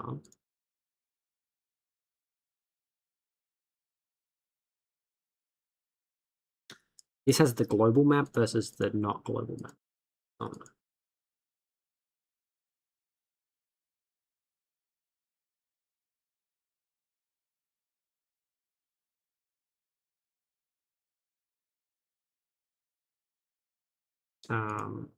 Now how to do that? I think it's probably here, and this is hex map, and so we're going to say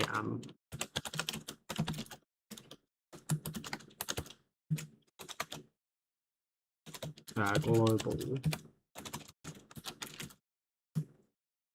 hex map, and then that's just going to be the hex map, right? And then we just that was the wrong combination of key presses. No, it's a control. No. Shit. Okay, I was hitting like Windows key or something. Alright, so you're not a resource. And you're not a component. And then there's like a thing, I want to say it's like transparent. Maybe? No, I'd stick with what I know.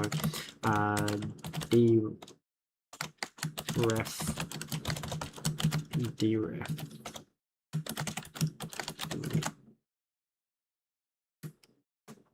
You don't like that because apparently color's not in scope.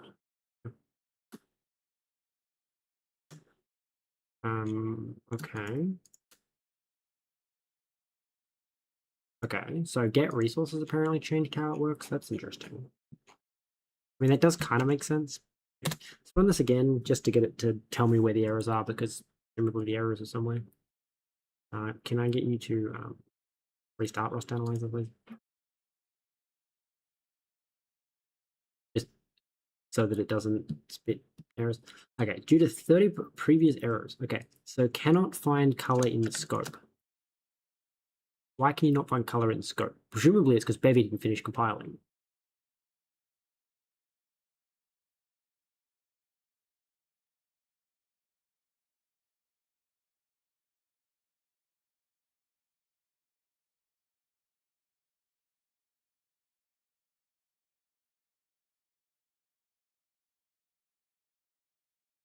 Hmm. Hmm. Hmm. I'm not sure if that worked, but anyway.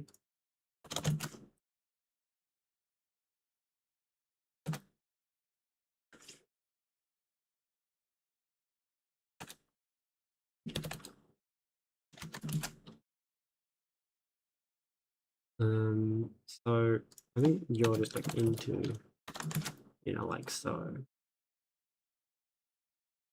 Right, because Z just, okay, and then we can dereference the, okay. That fixes that.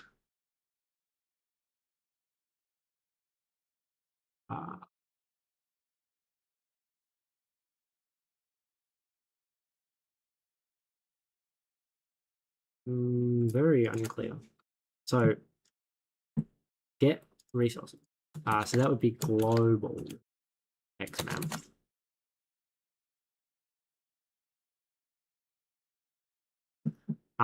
Okay.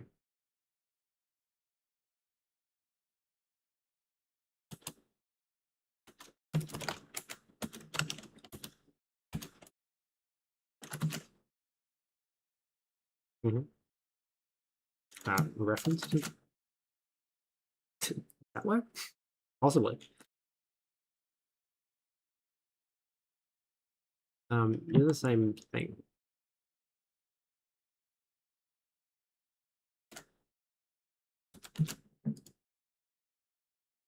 Okay.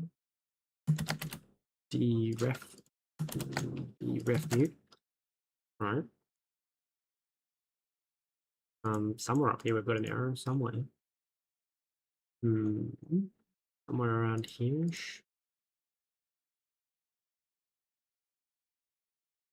Further down.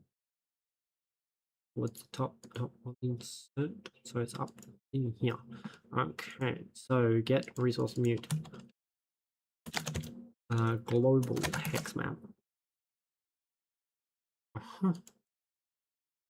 Okay, so you either get the hex map off the parent or you get the global hex map. Okay, cool. Okay,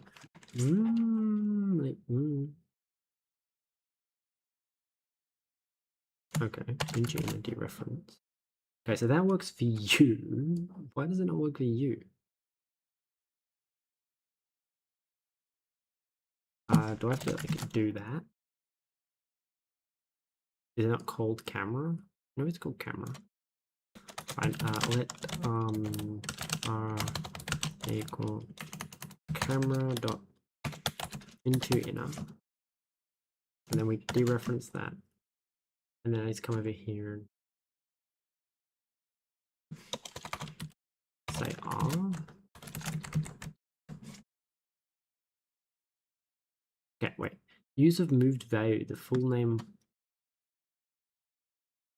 Okay.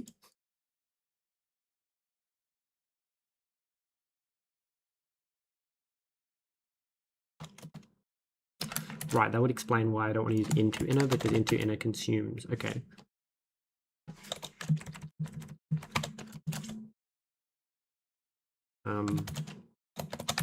How the hell do I just like .clone? Okay. Strange. Honestly, do not care to fix the example. Does this compile now? The answer is no. It now spits out 25 errors. Gizmo cannot be found in scope. Excuse me, but Gizmo is very clearly in scope.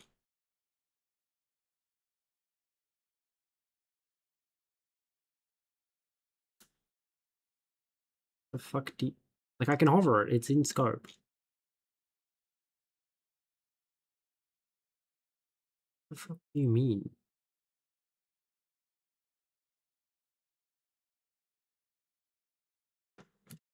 Cannot find macro warn in the scope.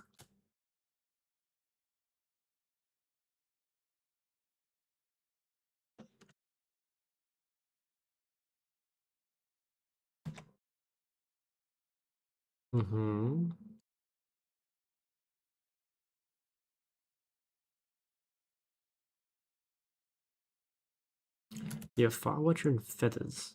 So I'm trying to run main.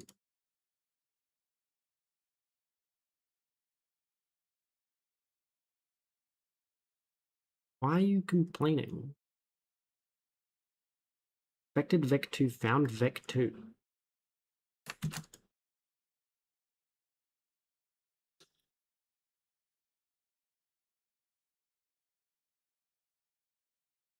What?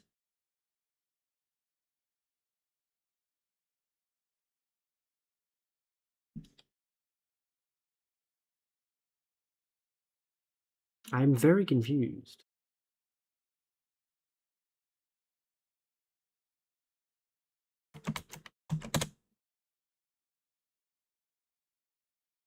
Like, it doesn't make any sense. All the crates are up to date. Expected vec2 found vec2. Okay, so Bevy tree.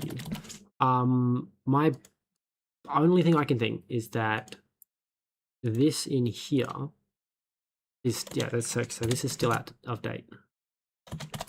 Right. So now when I go cargo run, right, now we don't have anything that's using Bevy 18.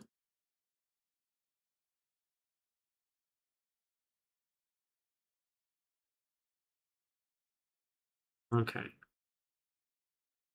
Who knows if it's going to work, but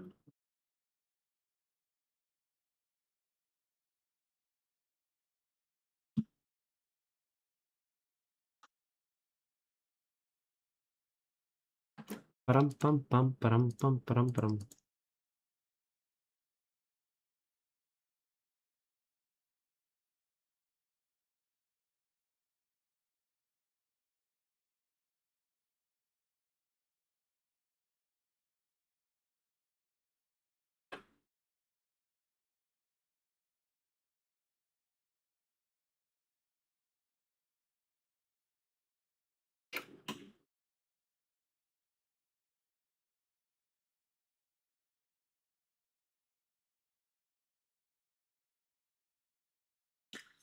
Okay.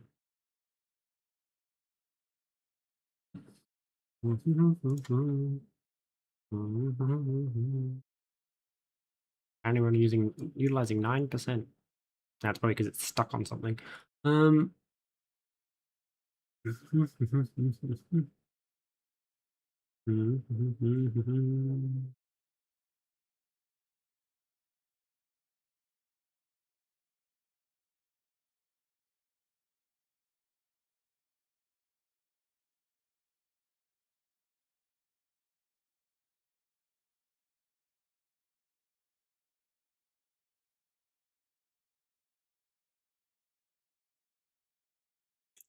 Come on.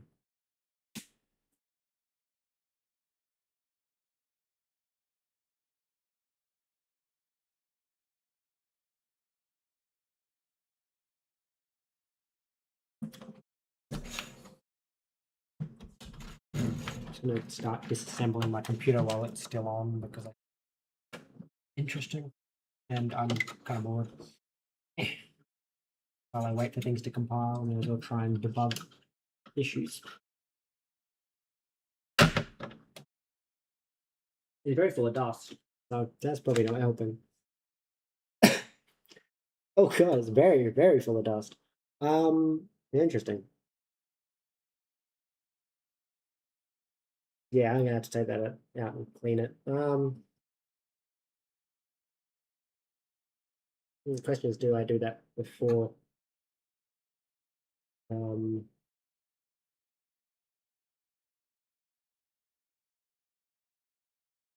That all that's holding. I think that's all that's holding you in. Yeah. All right. It seems easy enough. All right. It didn't work. Why didn't you work? You threw one error. Something is still being hex map style. Okay. Hex map for fallback style, which then has a hex map style inside. We'll do that. Bring this down here and replace you with a resource. And then somewhere something's going to request a resource that's not a resource. You can also drive default, please. Because driving default on you is just going to give you.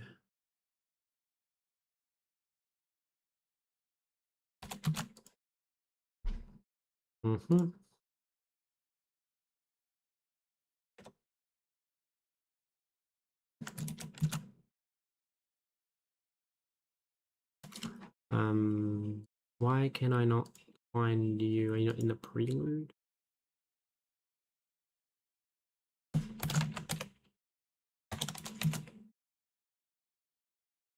Also going to skip to you and say that you're also deref and deref mute. The idea is that you're effectively just a wrapper around that and don't pretend to be anything else. Style.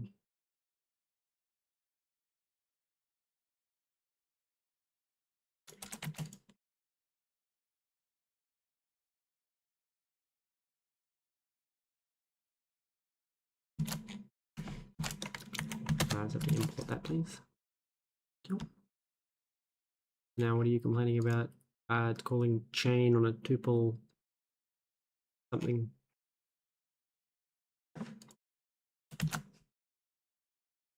Okay, and then elements. And, yeah.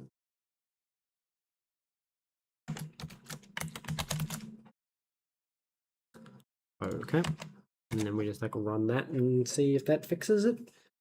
Effectively, all the porting that I need to do, because of what they changed, is just everywhere that I was using a resource and a component interchangeably. Okay. Sure.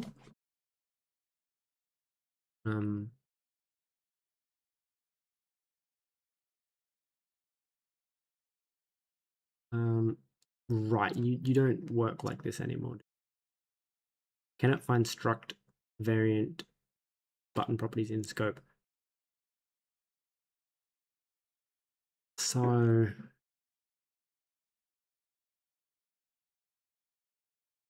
you need to return, you need to spawn BSN.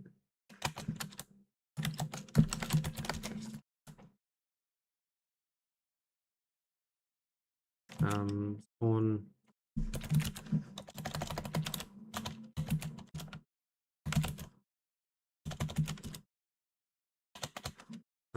right, no. You have commands, don't you? Menu. Menu builder. Yeah, you do. I just apparently can't access your commands.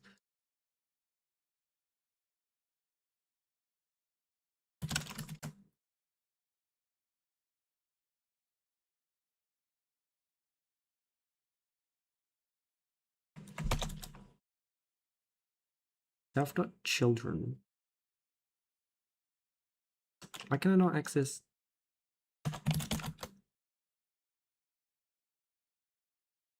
Okay, I can now. Spawn scene.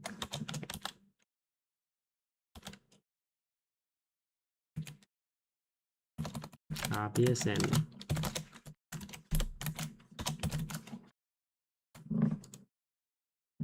I don't know how we do buttons. Do you have a button thing?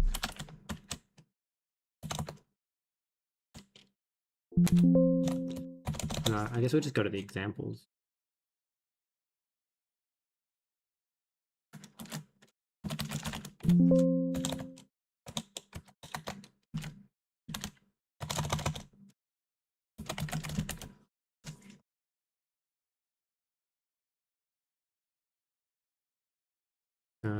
Somewhere down here.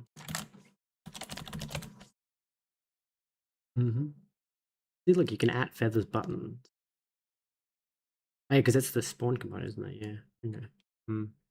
Hello, welcome to the stream. I'm just trying to port my plugin in game to the latest version. Then I'm going to call it for today. Oh, no, not for today. For the stream, just because this is supposed to be the update stream, and then I'm going to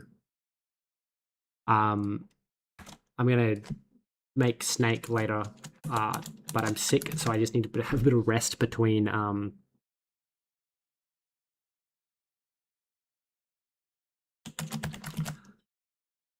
yeah, like I just need like a little bit of a rest between doing all this. So focus. I don't think I need the accessibility label on action.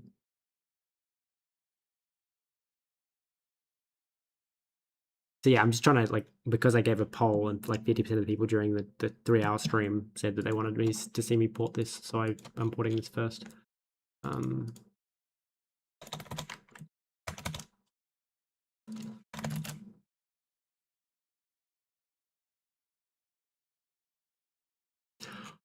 Oh.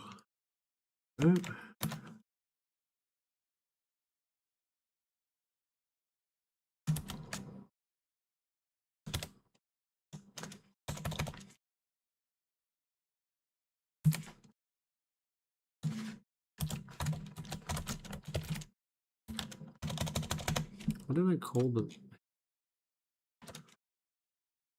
fallback style?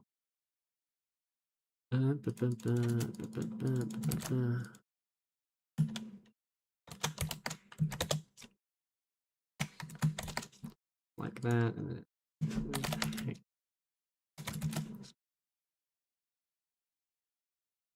like this public. Okay. How's that gonna work?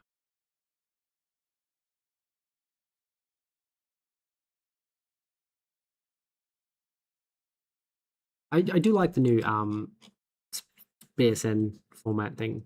It's gonna be cool. Hey, the buttons aren't working, but oh well, like they're kind of not. Yeah. Okay.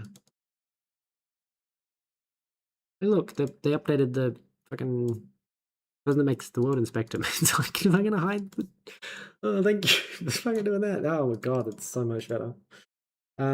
Ironically, I think the issue is now is that Bevy's added more stuff that they need to hide. Well, actually, no, because they're doing the resources.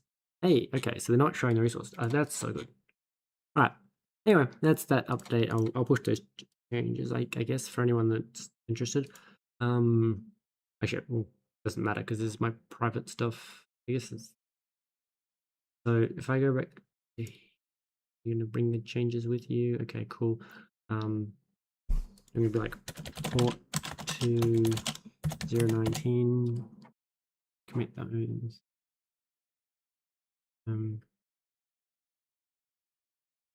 Okay. I'll push those for anyone that cares, and I'm going to end the stream here. Thank you all for tuning in. I will hopefully be streaming again later tonight, because I did do a poll on YouTube, and everyone, like half the people said like stream later in the day. So I assume that's more that like later than when I do. So that's probably the Americans being like, yes, stream for the morning for me, which would be night, would be evening for me. Like to stream, that makes sense. For it to be daytime for the Americans, it's nighttime for me, and I assume that's what they when they say later. Anyway, thank you for tuning in. I end the poll now. I will back later make Snake, and it'll be fun. So, I don't know how to end the stream. My brain is